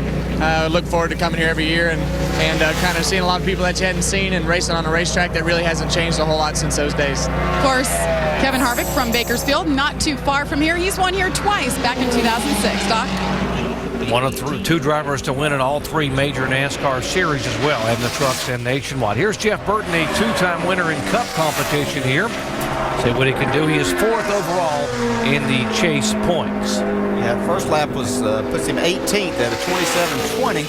He was a little bit better on this second lap. He's picking it back up, so it's going to be a little bit of an improvement. Picks it up at 10th. NASCAR Sprint Cup qualifying continuing. Kurt Busch on the pole. Coming up, Greg Biffle and Jimmy. Hey, Kevin Harvick here, and I'm just celebrating my latest victory. You see, I switched to Nationwide Insurance and saved a lot on my car insurance, and you can too. Just call 877-NW Series for a quote today, and you can save like up to $500. Plus, you can enter to win the ultimate NASCAR experience and meet me trackside in Las Vegas. Just call 877-NW Series today to switch and save. Nationwide is on your side. This is the largest online land auction in United States history. Over 2,000 land parcels across America must and will be sold regardless of price. This is a bank-ordered land liquidation. Minimum bids from $100, absolutely no reserves. Bid online now at landauctionbid.com. Own valuable real estate for pennies on the dollar. Every detail easily viewed at landauctionbid.com. That's www.landauctionbid.com.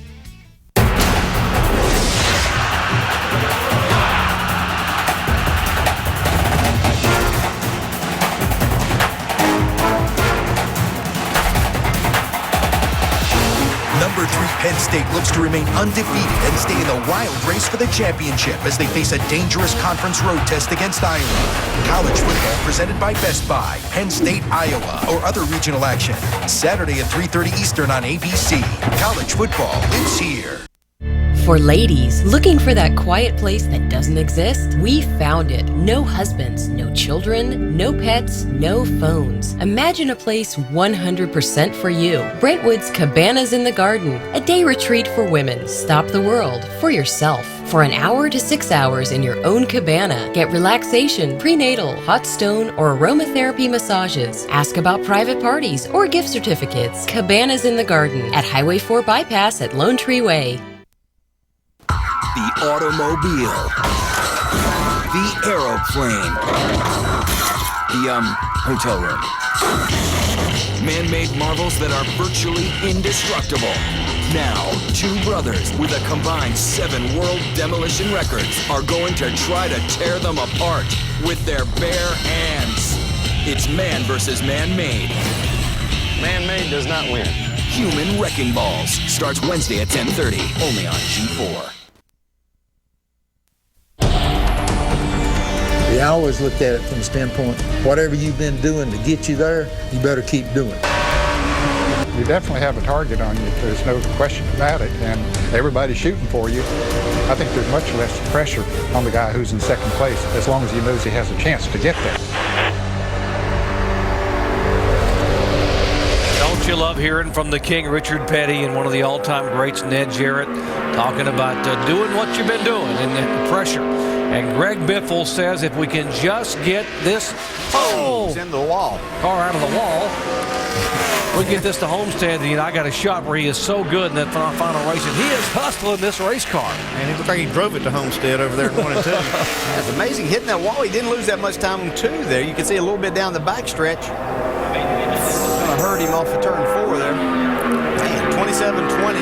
It's 19th right now. Let's see if he knocked any speed out of this car.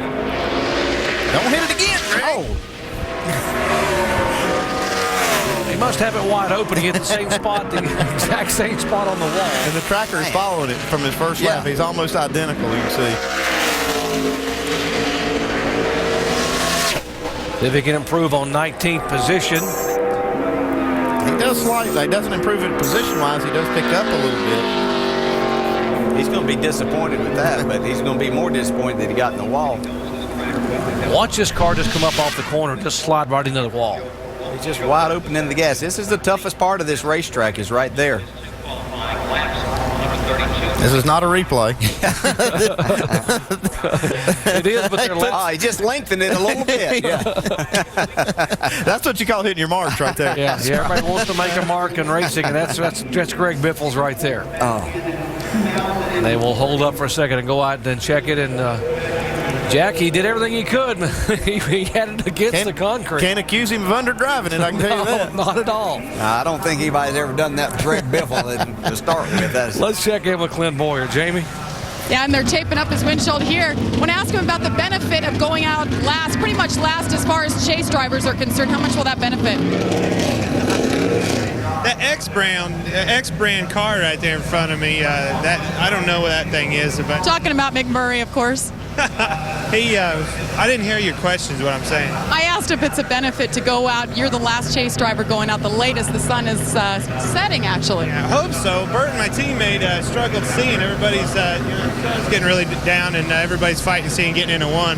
So we're putting a little bit of tape on. Hopefully I can see where I'm going and put a good lap down. But, yeah, we got a good draw. The car was decent. I wish we would have made one more run, but, I felt like we was where we needed to be, and our draw is going to go a long ways, hopefully. You've said before this is, quote, the perfect racetrack. Why? It's just it's a fun racetrack. I think it's a lot of fun racing here. It's flat, it's racy, it always puts on a good show. Both ends are a little bit different and unique, and I just like, I was a fan of racing. I like watching races here. I was up watching the USAC race last night. I'll be watching the truck race tonight, and then hopefully putting a good show on Saturday and Sunday. All right, guys, he's won in the Nationwide Series here, looking for his first win in Cup, and Jimmy Johnson is on the racetrack. He was the quick guy in practice. He's won the last 2 times the Cup cars have run here. This race a year ago, and he led 120 laps in the spring. Can he put it on the pole? I'm going to say yeah, but let's see. See just how good Kurt Busch's lap was. I think I know that already. What I like here is I see that Jimmy did not overdrive turn 1. I think that's critical. I think it gives him a shot. You see he's in the green just a little bit going down the backstretch. Backing out a little bit both ends, but picks up the throttle quick. This is how it's done. I mean, you got to back off just a little bit early. Looks like he's going to fall short on this first lap by just a little bit. But if he can pick up a half a tenth, he can get this thing. He got in there hotter the second time.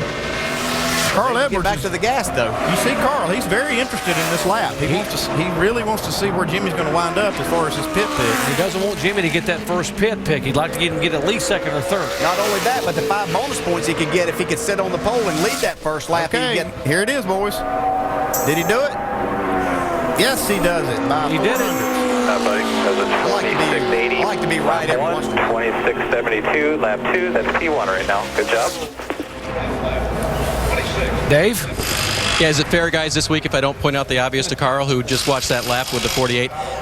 But let me ask you about your lap. I know it's not probably as good as you wanted. What was going on with the car? Well, the car was balanced pretty well. The engine was laying down a little bit down the middle of the back straightaway, and I don't know if we just get the float set wrong or something. That's a turning back straightaway, so you end up, needing the car to do something different than a normal straightaway. But yeah, I guess we're gonna have to get on it tomorrow in race trim, and looks like we'll have to pass Jimmy. We're gonna definitely be starting behind him, but really my guys have been doing a good job. It's a good racetrack for us, and we were pretty decent race trim this morning, so we'll see. All right, remember what happened last week, guys, with the pit pick? It actually worked out fine for them where they were based on the guys around them on pit road. Gave them a pretty clear shot on pit road. It can work out for you, but that first pick's always the best one. Here's Ryan Newman. See if he can knock Jimmy Johnson off. Ryan is the winningest pole driver, active driver at this racetrack. He's been on the pole 4 times, including back here in April. We didn't get that kind of lap in his first. He's got a better second lap going here. Yeah, he does have one going here. Sort of like Jimmy Johnson. He lost a little bit between 2 and 3 and then gathered it back up, but he had a good, his lap time 27:01, 12th quickest on that first one, but this is definitely going to be a little bit better, but not a pole run. Should put him in the top 10, though, at 5th right now. Ryan Newman. 26.90, as you see, for Ryan Newman. Good lap. Well, Jimmy Johnson said coming to Phoenix, he said, I want to sit on the pole, I want to lead the most laps, and I want to win the race and be able to widen my points lead. He's done number 1. Right now, he's on the provisional pole. We'll talk to him in just a moment. Tuesday night, one mistake, one missed opportunity could cost you $9 million in cash. Who will win the most coveted jewel in the game? The World Series of Poker Final Table, Tuesday at 9 on ESPN. Watch this one. I changed my oil. Why worry about engine sludge? Oh, Dude, that guy got nailed. Sludge. It's only funny when it happens to someone else. So get Castrol GTX. It's superior sludge protection. With sludge dispersants for 57% better sludge protection than the leading 5W30. Tests prove it. Castrol GTX. It's more than just oil. It's liquid engineering. First, we dig a hole next to the house and check for clogged pipes. If that's not it, we dig by the septic tank. Check for leaks. If it's not there, we dig up the leach fields till we find the problem. This 60-year-old tree might have to go. Average repair cost, $6,000. Monthly maintenance with Red X, about $6. Red X uses 100% natural bacteria and enzymes to break down waste, even paper. Use Red X monthly to help keep your septic system operating efficiently between pumpings. The Philadelphia Phillies have won the World Series. Celebrate with Sports Illustrated's exclusive championship package, including the official 2008 World Series DVD and SI's limited edition hardcover commemorative book. Relive the Phillies' postseason heroics with these 2 must-have gifts featuring amazing MLB Productions video and SI's incredible writing and photography. Go to SIoffer.com or call now to get both free with your paid subscription. 56 issues for only $1.59 an issue. Save 69% off the cover price. Use your credit card and get this officially licensed signature baseball honoring the champions, the Philadelphia Phillies. Designed exclusively for SI, it features the simulated signatures of the entire roster and includes a special display cube. Go to SIoffer.com or call now to get the official DVD, the commemorative book, and the signature baseball. Go online to SIoffer.com or call 800-358-2700 right now.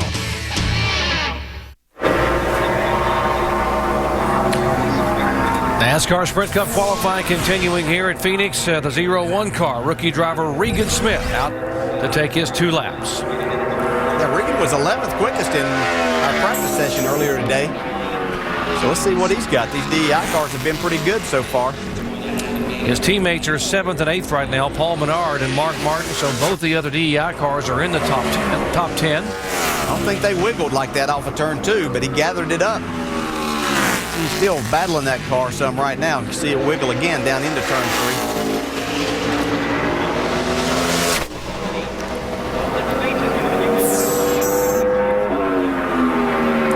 14th quickest at 27.07. See if he can pick it up some more here. Woo, close to Greg Biffle's spot on the wall there. He got a good look at Greg's mark back there. That's a better lap going so far. Let's see if he can make it a little bit better through turns 3 and the exit of 4. Now, losing that time right there. That's where he's losing the most. Just losing grip off of that corner. Actually runs just a couple of hundredths slower. Let's go down and talk with our points leader and right now provisional pole sitter.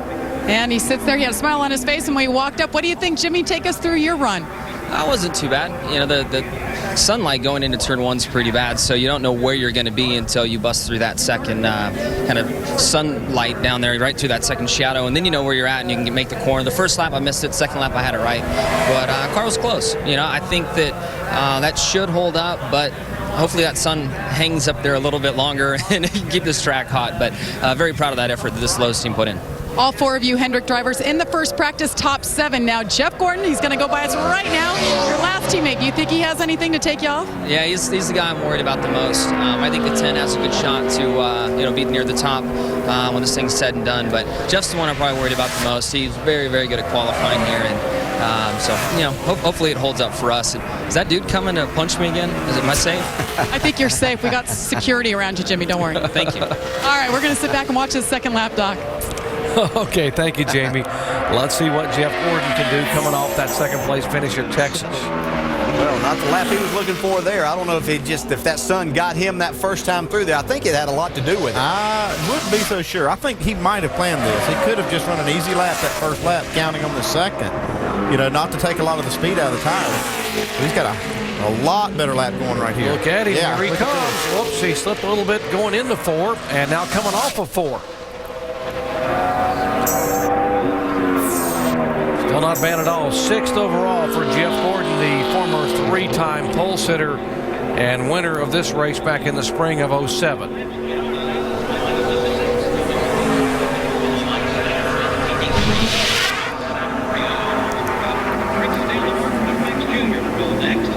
Yeah, this guy, watch this guy come by. He's going to bump him too.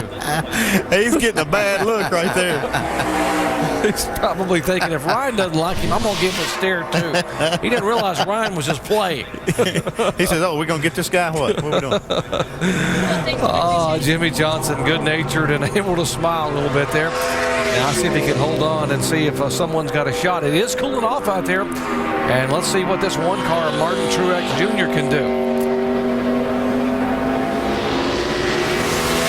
Right where a lot of people are struggling again right now, down in that turn 1. We heard Jimmy Johnson talk about how bad the sun was. And it's just a split second that it's got you blinded, but it's right in that moment to where you're trying to figure out if you're at your marks to back out of the throttle, and it's hard to judge that. Looks like you're almost driving into the dark. I mean, you're probably temporarily blind right there till you kind of pick up the racetrack. You can see Martin even runs off the racetrack just a little bit onto the apron. First lap was 15th for Martin Truex, 27.06.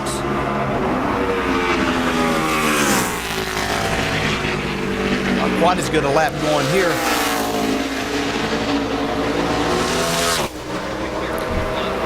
Trying to get up there in the top 10 with his two of his teammates. Menard and Martin are both 8th and 9th, and he will not do it. He's 15th overall.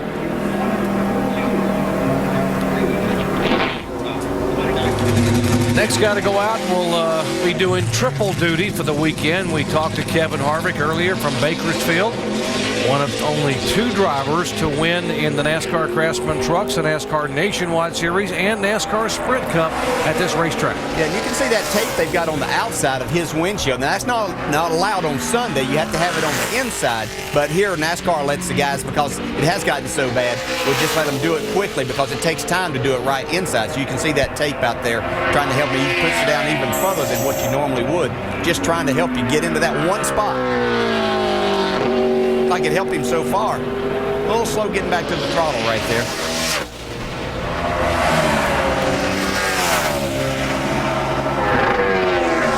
Hurt him on the chip there. It's a good sign. Got to pick it up on his second lap. This first one's not going to be what he's looking for.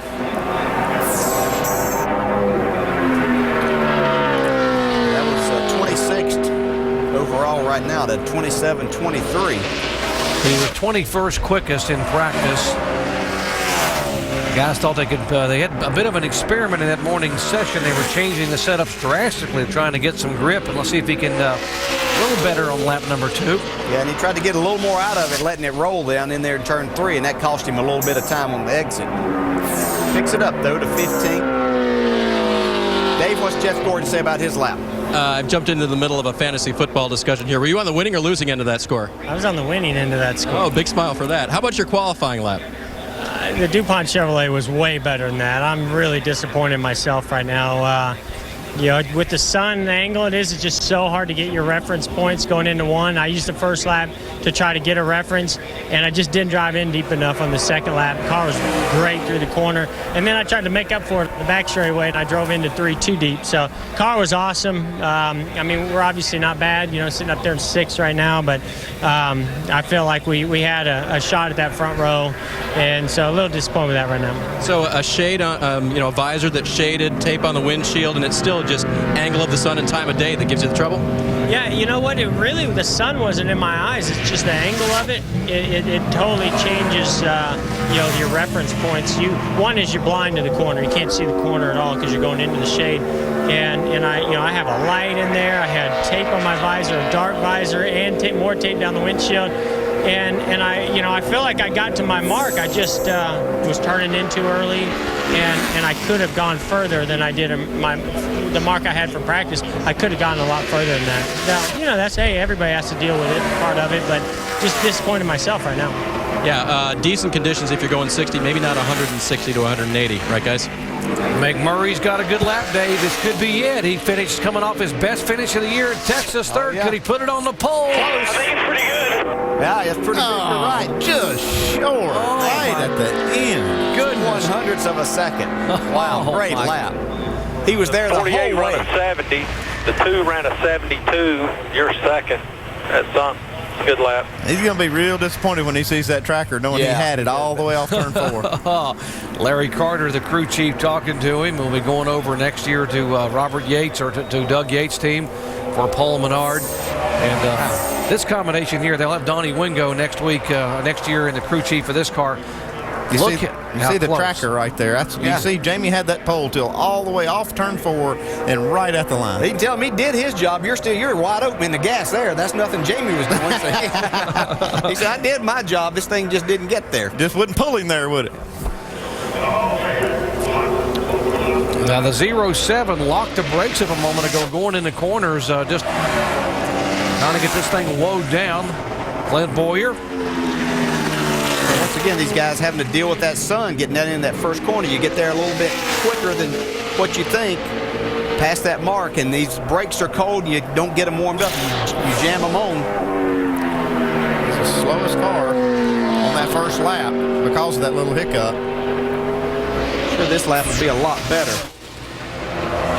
We saw he got into turn 1 there and didn't lock the brakes up that time. Still not going to be the lap that he's looking for at all. Lost a lot of time on the exit of turn 2. They're in the top 15 in practice, hoping to be in the top 10 in qualifying, but lost a lot of time.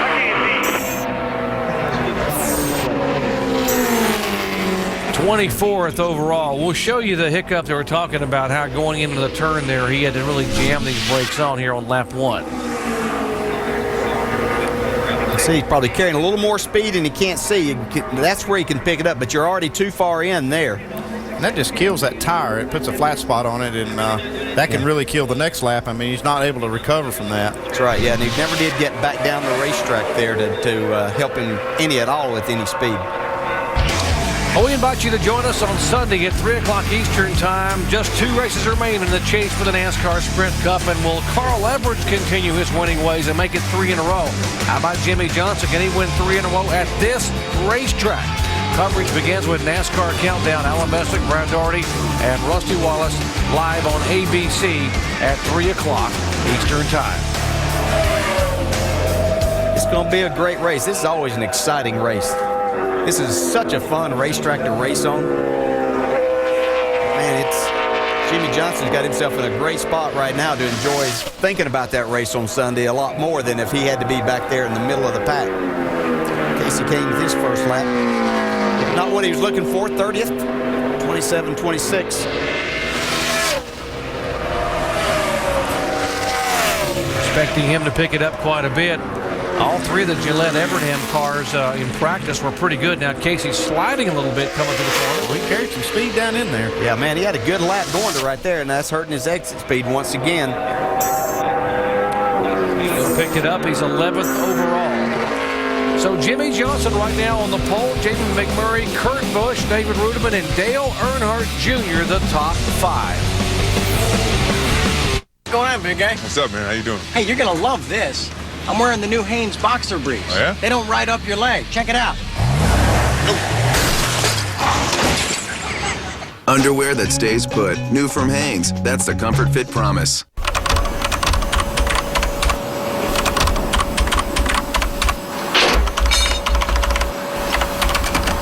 Never buy a used car without a Carfax Vehicle History Report. Ask your dealer or go to Carfax.com. I was an intelligence analyst in the U.S. Army. Warrant officer with the 18th Airborne Corps. 82nd Airborne. Green Beret. 91 Echo, dental assistant. Chemical officer, and I served in Iraq. The Army taught me how to be a team player. To be decisive. I learned how to be a leader. To be strong mentally and emotionally. As it turns out, camouflage is a great way to get noticed. 150 careers in the strength America's top employers are looking for. I am Army Strong. I am Army Strong. See what it's like at GoArmy.com. I got $583 from cashforgold.com. All I did was look through my drawer full of jewelry that I never wear. Turn your unwanted or broken jewelry, gold, silver, platinum, rings, chains, and bracelets into cold hard cash from cashforgold.com. I had no idea my gold jewelry was worth so much money. With gold, silver, and platinum at their highest value in decades, cashforgold.com is able to give you top dollar for your unwanted jewelry. And because we own our refinery, we can cut out the middleman, which means more cash in your pocket. I sent in my diamond wedding band from my first marriage and got money the very next day. Just call the number below and ask for your free, prepaid, insured refiner's return pack. Fill the envelope with your unwanted or broken gold, silver, and platinum jewelry and mail it to our processing center. A safe, reliable transaction with satisfaction guaranteed. Call 1-800-970-6985. Call now. Great job, guys. Great job. Judges. Nice moves. Billy White Shoes Johnson. Now, he had some nice moves. Today, everybody's got a dance. T.O., Chad Johnson. Oh, I love the river dance. He killed that. That was a classic. We're talking about classics. How about the 85 Super Bowl Shuffle? Tune into the best team in football. Sunday NFL Countdown presented by IBM, Sundays at 11. Next car to go on the track to qualify here at Phoenix will be Scott Speed, making his 4th career start. The NASCAR Sprint Cup car after running in Formula One and the NASCAR Truck Series. Let's go down to Jamie. Jamie McMurray, we're just talking actually about a big moment that happened this week. He got engaged, so we're talking about it's the thing to do right now. All your friends are doing it too. Well, I saw Sadler this morning in the garage, and he came up and said congratulations, and I'm like, Elliot, we're old. I said we were all single and running around having fun, and we've all met people that mean a lot to us, and we're willing to make that commitment. So it's really exciting, I mean, obviously for Christy and I, but it's also exciting for me to get to see all my friends kind of go through the same thing. And things have been going so well for you, Jamie, coming off your best finish of the year, 3rd. Right now you're sitting 2nd. Take us through your lap, and I want to tell you, Lap Tracker, you had it all the way to the very end. Well, it always seems to work that way, right? Well, our Urban Industrial Tools Ford Fusion, we unloaded good, and we were really good in race trim earlier. Thought we maybe one of the best cars in race trim with the guys that did that earlier. And they just, Larry and Derek have just done a really good job at making the right adjustments, and we were really loose on our mock run, and history here has made us looser. So they tightened it up, and I kind of thought maybe it'd be too far. But the car drove really good. You just fight to find the grip, and I couldn't believe how bad the sun was into turn one. I saw everyone taping their windshield, and we put some tape on ours, and I way overdrove that corner twice because I just couldn't tell where to let off. Well, we'll see if it sticks. He's in second, guys. Thank you, Jamie. Scott Speed, 31st overall, his second lap quicker of the two. Again, he is guaranteed a starting spot. Now, the next car to go out will be the final car that was guaranteed in the top 35 in owners' points. Robbie Gordon, and then we'll begin the 9 cars that will be competing on time and speed. Scott Speed's lap was just about what he ran in practice, and most of these other guys have picked up quite a bit of time. But it's still something to try to get used to going out here and qualifying in these cars in just a 2-lap effort. It'll be one of these cars of the next group. This is the go or go homers. One of these guys is not going to make it.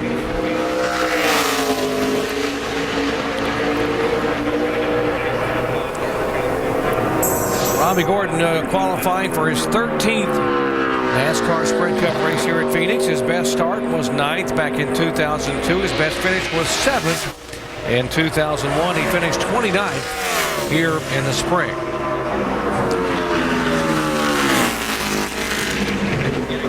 Grew up in Southern California and been coming to Phoenix a long time. An open wheel and off-road racer as a youngster. Take that back. Actually, Robbie is guaranteed in the race. It's going to be the next car after Robbie, which is Sterling Marlin. It'll be about 10 guys, and only 9 of them are going to make it.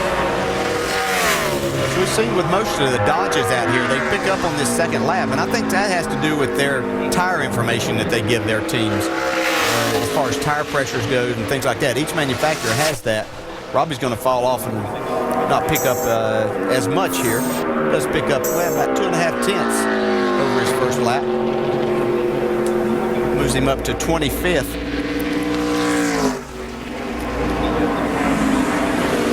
Important for Robbie to be able to hang in the top 35 in owners' points. He owns his own car right now. He's 34th, 60 points in front of the cutoff mark, which right now the first driver not getting in but guaranteed is the 47 of Marcus Ambrose. Robbie needs to be able to stay in that top 35, be guaranteed starting spots not only for Homestead but also for the first 5 races of 2009.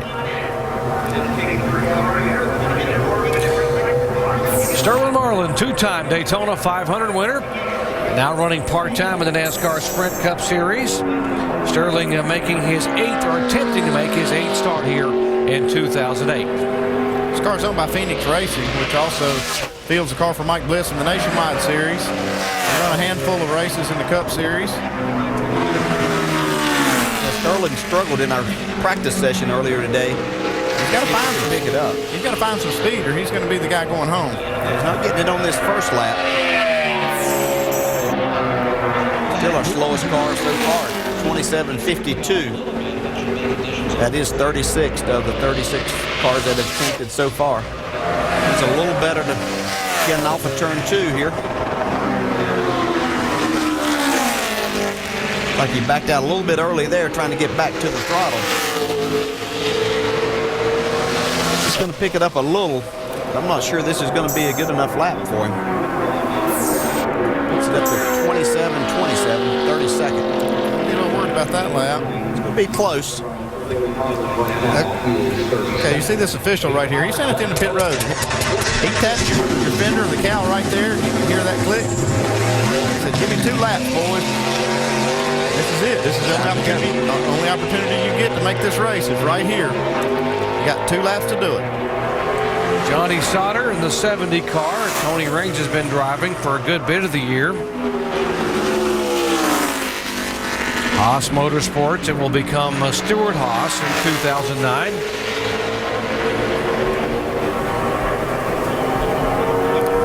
Johnny's run really well here in other series, in the Nationwide Series and trucks, so he's been compared to Sterling Marlin. Again, only one of these cars coming up will not make it. And this 70 car in practice actually was pretty good. He was 33rd overall. If he can duplicate that or pick it up and stay in that same area, he should be solid for the field. He's going to have to pick it up some. 27:59 on the first lap.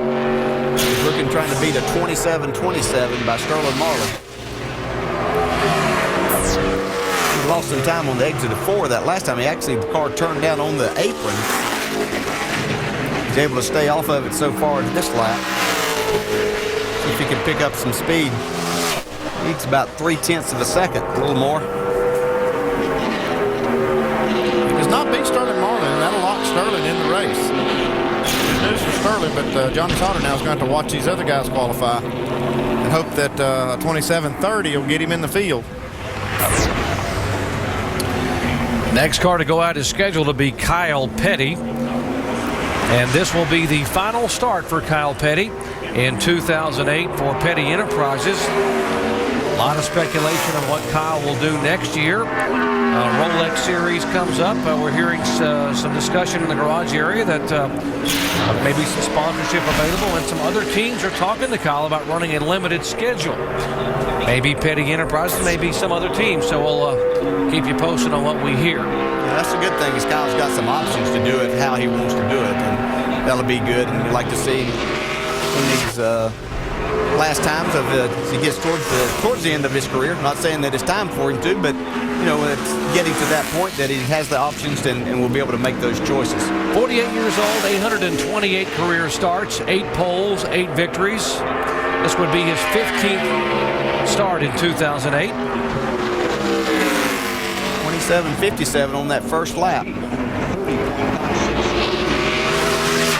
Like he was kind of, sounded like he's cutting out a little bit right there. Yeah, it was either that or he was working the throttle that much, but it didn't sound good coming off of turn 2. But he's still on the track to beat Johnny Sauter. And that's all he's got to do is beat one car to put himself in the field. Yeah, pretty good lap here. A lot better. That'll turn his light green. Yeah. Good job, bud. Nice. You're in right there. 7:24. Nice. So Kyle will start for the 15th time this year. Big qualifying effort. Wells Fargo big out here in the Phoenix area. Back in a moment. I'm here with Casey Kane to introduce the Allstate Safe Driving Bonus Check. Just drive safe for 6 months, and Allstate will send a check right to your mailbox. Because the best drivers in the world deserve it. Wow.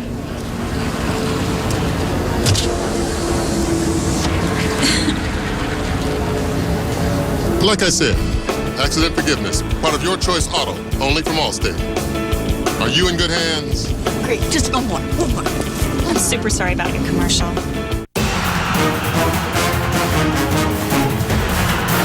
Penn State looks to remain undefeated and stay in the wild race for the championship. Saturday, Penn State, Iowa, or other regional action. 3:30 Eastern on ABC. College football lives here. P is for Phoenix. But for Jimmy Johnson, there's another P that is even more profound. Pure and simple, P is for pressure. And he'll need plenty of patience in pursuit of racing's ultimate prize. The chase continues Sunday at 3 Eastern on ABC. Looking for the best deals on a pre-owned car, truck, or SUV? That's Bill Brandt Ford. With most vehicles still under factory warranty, along with Bill Brandt's very own 116-point inspection, Bill Brandt Ford, your hometown dealer in Brentwood. This Thanksgiving weekend, I done did it again. The Dogfather is back in the house. From the S to the N, double OP, fatherhood on the channel that they call E. Just keeping it real. So spread the word. It's official. Funnest time of my life, man. And gather the family. Man, I'm a professional, man. When it comes to kids, man, I know what I'm doing, man. An all-new season of Snoop Dogg's Fatherhood premieres Sunday, November 30th at 10:30 on E!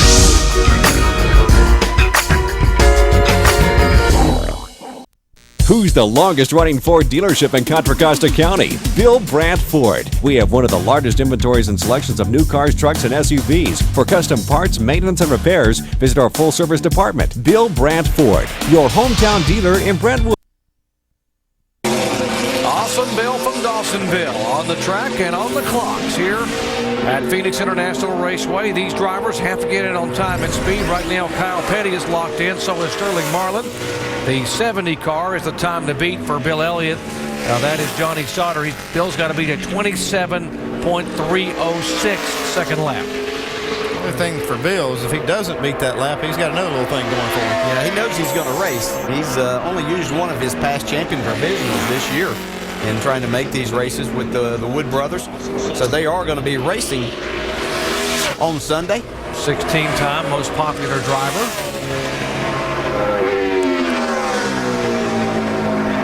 I'd like to see these guys have a good last couple of races, kind of get things secured. I know that there's been some anxious moments there as to exactly what they're going to do next year. Speaking of the Wood brothers, well, at 27.51 on this first lap, we've seen the majority of these cars recently run quite a bit quicker on their second lap. Every one of these go homers have run a 27.50 something on the first lap. That was actually quicker than Kyle Petty's first lap, and Kyle right now is our quickest car of those that have to get in on time and speed. See if Bill can pick it up like Kyle did. Oh, he's got it. Looks like. Come on now.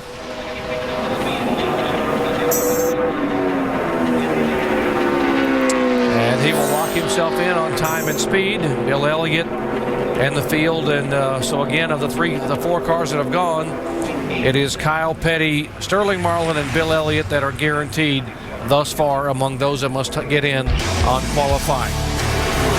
We invite you to join us Sunday afternoon, 3 o'clock Eastern time, in the next to the last race in the chase for the Sprint Cup for 2008. Jimmy Johnson, 106-point margin over Carl Edwards. Carl has won back-to-back. Jimmy thus far on the pole. This one is always fun to watch here in the Valley of the Sun at Phoenix. Our coverage begins with NASCAR Countdown. Front row Joe out to qualify his Chevy. Our four go-homers so far have all qualified within 5/100ths of a second of each other, from a 2.48 to a 3.06 by Johnny Sauter. Got Kyle Petty, Sterling Marlin, Bill Elliott, and Johnny Sauter. So things are going to get tight, or going to be tight here. It's going to be another 27.50. Nope, it's way off of that. 8.02. That's not good at all for Joe on that first lap. Must have overdrove that first corner at first time, and you just can't recover after that. You can see he's got a better lap going here. Right now he's okay. He's just going to have to be able to carry that speed off of this corner. It'll be close. They can hang on. And nope, won't do it. He is the slowest of our go-homers thus far, but still other cars to go. Jamie. Well, it's been 5 races since Kyle Petty has been in the field. Kyle, you had to qualify on time. What was it like jumping back behind the wheel? Well, I rode motorcycles out here with Kenny Strader, so this was a little bit calmer than riding motorcycles with Kenny Strader, but the Wells Fargo Dodge was good. The sun is so bright, we kept taping down the windshield, but, you know, you tape down the windshield, but with these COTs, it seems like you get as much reflection off the hood as you do through the windshield. So no matter how far you tape down the windshield, you're still getting the reflection. So, and my eyes aren't that good at this age either, I'll say that too. So, but it was a good lap for us, so we're pretty pleased with it. And you're locked in the field. Congratulations. Speaking of Kenny Strader, he goes flying by his dock. Yeah, adventure. Anytime you're with Kenny Strader, it is an adventure. Let's see what he can do. Well, we can tell you. We can spend hours just talking about Strader's story. Here's Kenny Strader. Well, let's spend about 27 seconds talking about Strader on his qualifying lap. Trying to make his 732nd career start. Well, looks good so far. How many starts did you say? He's had 731. Wow, that's a lot. And he's 15 wins. old. Yeah. Well, no, he's not as old as some of us. Well, he better pick it up. Right now, he's the slowest of the go-homers. Yeah, that's a pretty good first lap that he had there. That's the fastest first lap of the guys that have to qualify on time here. He's got a good lap going here now. You can see he's tracking in the top 20. He qualified this same car 7th at Bristol. Best qualifying effort for Hall of Fame racing they've ever had. And finished 21st back in August. That'll get him in. Good lap. Good job, Kenny. 27.17. Now, he's the fastest of all those cars that have to get in on time and speed. Good job. 27.17 on the second one, 31 on the first one. That's in by a good bit. I don't know what position to put this. Nice job by Schrader. Man, he has a lot of laps at this racetrack, dude. He's driven everything I think they've ever run. And he's probably won more races here than anybody. Yeah, he's got 15 wins here between the NASCAR West, Southwest Tour, USAC Midgets, Silver Crowns. This guy's won in about everything. Yeah. Now here's A.J. Allmendinger. Remember we told you that in the practice session he was very good. He was 8th overall in this Gillette Evernham Dodge, and it's cooled it down. Does he have a shot? Well, we're going to compare him to Jimmy Johnson, the pole sitter, and we'll see if he's got a shot. We're not going to compare him to the go-or-go homers. If he's anything like the other Dodges and the Gillette Evernham cars, his second lap's going to be the one that we're really going to have to watch here. Got a pretty good first lap going here so far, but I believe it's that second, as their air pressure comes up, that's when they're really going to get going. This first lap's going to just kind of secure him in, and they can tell him to go on and go after that second lap. You see Mike Shippett there, the crew chief. See if he tells him what his lap time is. Okay, now he's locked in. He got the time. He's 31st overall. Now he can charge for the second lap. He's definitely got a better lap. I don't know if it's going to be a pole run. This could put him in the top 10, maybe the top 5. He's coming back. Nice lap. He gets off of turn 4 here. Loses just a little bit off of turn 4, but a great lap. Good effort. 13th. Yeah, nice job, AJ. We just keep saying it every single week. You know, somebody's got to put this young man in a car full time. I think I'm going to go get one. Tell you what, 3 starts in the Gillette Evernham Dodge, and 14th and 15th, and would have had a top 10 last week at Texas, but had that pit road speeding penalty late and finished 26th. Got a couple cars left to go. Sam Hornish and then Marcus Ambrose. Sam, the leading Rebestos Rookie of the Year contender. He has a 4-point lead over Regan Smith. And Sam has been the highest finishing rookie the last 4 races in a row. I'm going to compare him to Joe Nemechek's lap. Joe is on the bubble right now.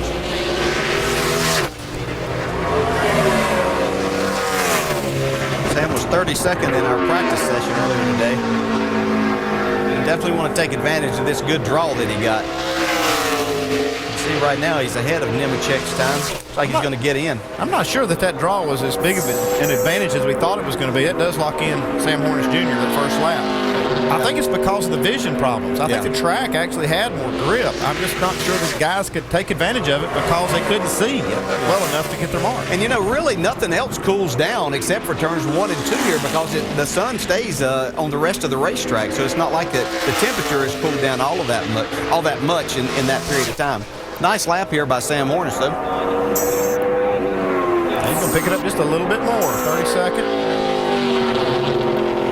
That is a 27.19. So he's less than a half a second away from the pole speed of Jimmy Johnson. Okay, he just tapped on Marcus Ambrose's car. He says, give me 2 laps.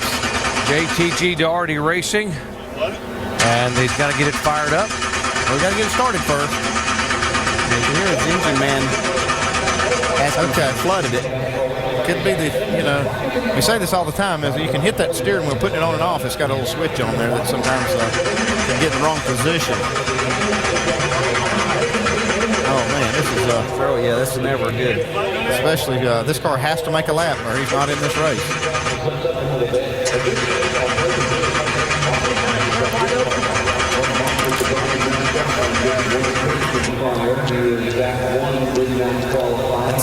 Okay, I'm worried.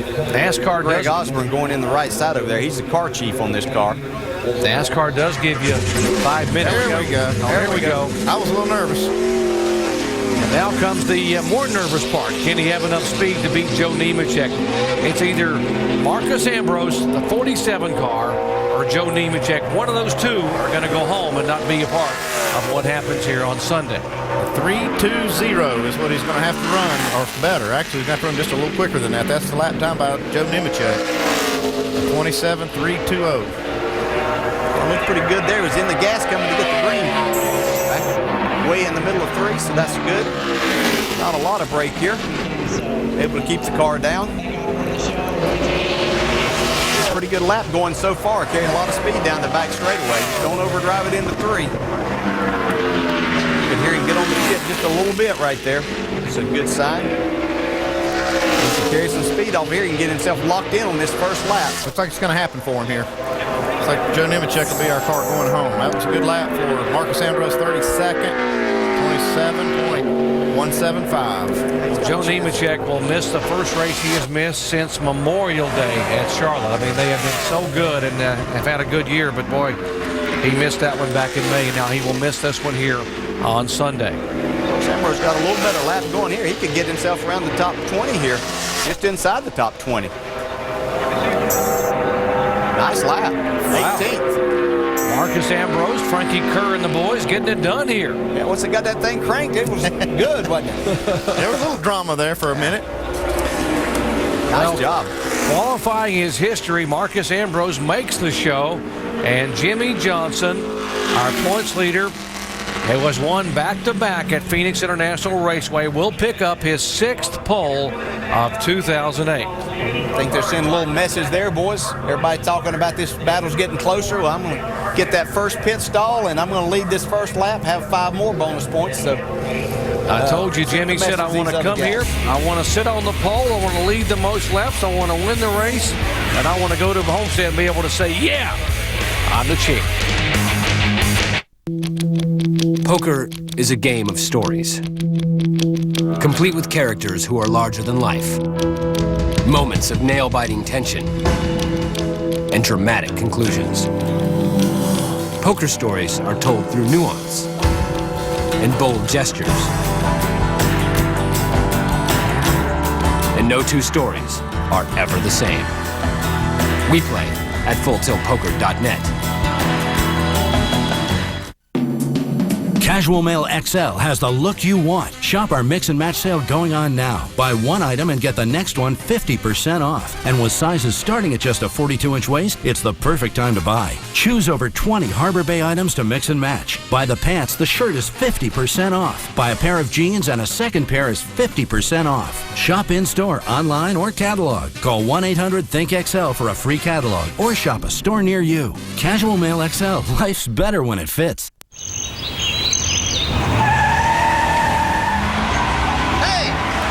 Here, and I'm just celebrating my latest victory. You see, I switched to Nationwide Insurance and saved a lot on my car insurance, and you can too. Just call 877-NW Series for a quote today, and you can save like up to $500. Plus, you can enter to win the ultimate NASCAR experience and meet me trackside in Las Vegas. Just call 877-NW Series today to switch and save. Nationwide is on your side. An important spare here for the reigning champ. And this tournament is up for grabs. A little chill time for Sean Rash before he throws. And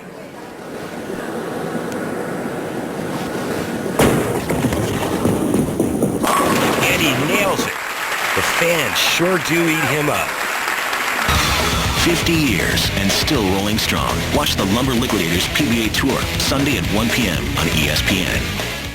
This copyrighted telecast may not be reproduced, retransmitted, or used in any form without the authorized written consent of NASCAR Broadcasting. NASCAR would like to thank all of our loyal fans for your continued support, and we hope you enjoyed today's broadcast.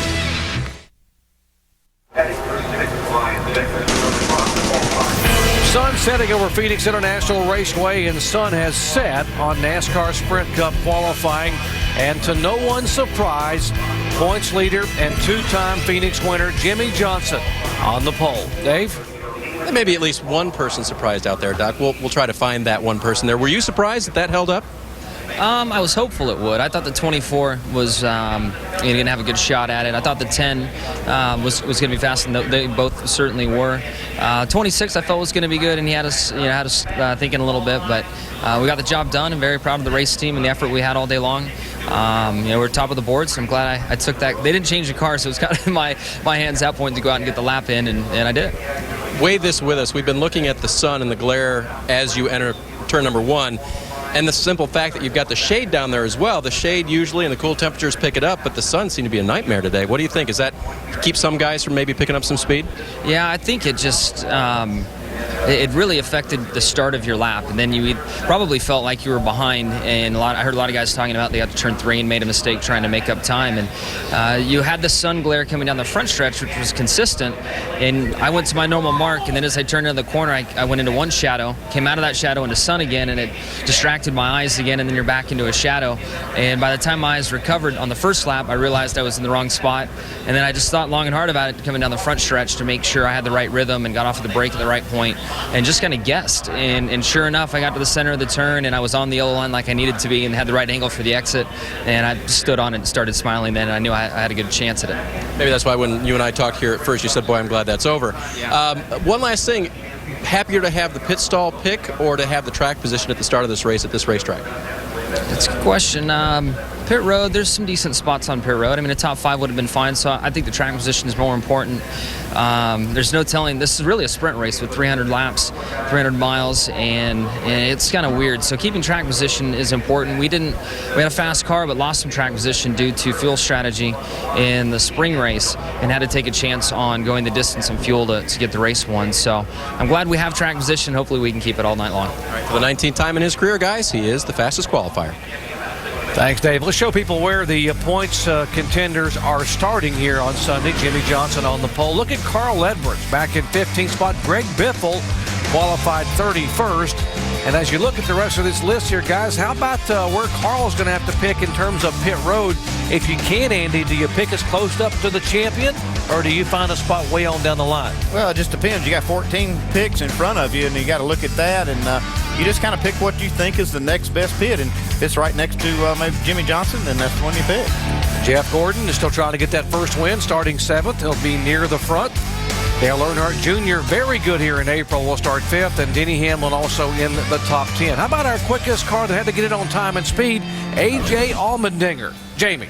And Doc, he'll be making his first start in a Sprint Cup race here on Sunday. Never gets easy going out under these pressure conditions, does it? No. I mean, you know, it's one of those things. I thought, when there's only one car, I won't be as nervous, but you just don't want to be the one guy that goes home. So it makes it almost more nerve-wracking. But, you know, I'm just happy to be at Gillette Evernham. They do build great cars. We got McDonald's on board this weekend, so we got a cool new car, driving suit. Looks good, I think so. So, no, it's just it's a lot of fun. And I think I could have got a little bit more out. You couldn't really see down the whole straightaway, so I was just kind of guessing into one, and I always wanted a little bit more, but we'll take it. Top 15. And they're also putting you in one of their nationwide cars. You'll be in the number 9 over there. You actually sat out the second practice. We better move over. We're going to get run over by the trucks here. So you sat out the practice. Here, can't you see that? You sat out second practice. Was there a reason? Yeah, because I really didn't want to screw myself up for Cup qualifying, and I haven't been in a nationwide car in a year, so I'm really happy to get the chance tomorrow to run that. We were pretty decent in first practice. I'd like to have ran it to make the car better, but this is what's important, so didn't really want to mess ourselves up, but we'll have a lot of fun tomorrow in the nationwide race. Got Valvoline on board for that, and go get some in the Cup race on Sunday. Extra laps, extra experience, always good for A.J. Allmendinger. Dave? Marcus Ambrose makes it into the show, the final qualifier, when his car finally started. How nervous were you? Yeah, very nervous. We only had one box on for qualifying, just reduced weight, and my arm or something must have knocked it down to box B and it wouldn't crank over, and I'm like, oh no. But panic's over, you know. Qualifying in is just a nasty business. I don't like it at all. Every driver will tell you the same thing. It's just horrible experience. But you know, that's 9 out of 10 races I've qualified on speed now, so I feel like I'm getting the knack of it. But it doesn't make it any easier. It's still really difficult to control your emotions. You sat out that nationwide practice, that very different feeling race car. How important was that? Yeah, I just wanted to give myself every chance to qualify in today in that Cup car. That's really, for me, priority. We're moving forward on the Cup deal with JTG Doherty Racing and Kingsford and Clorox and all the other sponsors. So we're really excited about that. But it was difficult to sit out that nationwide practice because it has hurt us on the nationwide side, but I feel like it was our best chance to qualify in on speed. Yep. Priorities, Jamie? Well, Sam Hornish Jr. made his first start in the Cup Series right here at Phoenix. You've changed a lot, learned a lot. What do you think you've benefited from the most running a full season now? I don't know. I'm going to have to go back and check stats, but I think I might have qualified 32nd for this race last year. So that's not a big step forward, but I feel that the Mobil 1 Dodge is a really good race car. In race practice, I was really happy with that. Just missed it there for qualifying a little bit. A lot of guys picked up 5 or 6 tenths. We only picked up about 2. So I think we just we were a little bit too tight and the end of qualifying, thought that it might loosen up a little bit, and I think we were just way too tight in qualifying. So we'll just keep moving forward. I've learned a lot over the past year, had a lot of fun learning and getting to do all the things that we've been able to do, and I'm really looking forward to going to Miami next weekend and kind of finishing off the year strong. Well, Doc, he was pretty good in an IndyCar here, won 2 times. Imagine how different it would be behind the wheel of one of these stock cars. Doing a great job in a stock car and adapting here pretty quickly. Take a look at our starting grid. Jimmie Johnson, 6th pole of the year. Last week, Jamie McMurray, best finish of the year. This week, his best start of the season outside front row. I think it's just a matter of time before this Jamie McMurray team wins, and it could happen here Sunday. Yeah, David Rudeman up there in 4th. Great qualifying effort for him. Marcus Ambrose made it in there outside of row 9. There's Carl Edwards. See, he's going to start back there in the 8th row. Yeah, Kevin Harvick will be coming from that row 10, 19th starting spot also. Tony Stewart, former winner here, inside of row 15. David Reagan, who's been running in the top 10 each and every week. Will be fun to watch he and Tony come up in the back of the pack. Good to have Awesome Bill back in the field. Brian Vickers, who's been so good. Matt Kinza, former winner at this racetrack, also back there in 34th position. Johnny Sauter makes it in, and the only car that did not qualify for the first time since the middle of May, the 78 of Joe Nemechek. Motorsports calendar weekend schedule coming up. NASCAR Sprint Cup Happy Hour tomorrow at 3 o'clock Eastern Time. NASCAR Nationwide Series action presented by Craftsman at 4 o'clock. NASCAR Now on Sunday morning, then our live flag-to-flag coverage. Sprint Cup action on ABC Sunday, 3 o'clock Eastern Time, and then NASCAR Now wrapping it up Sunday evening at 10 Eastern Time. Coming up next, 2008 World Series of Poker Final Table Preview. For all of our ESPN crew, we congratulate Jimmie Johnson on the pole at Phoenix.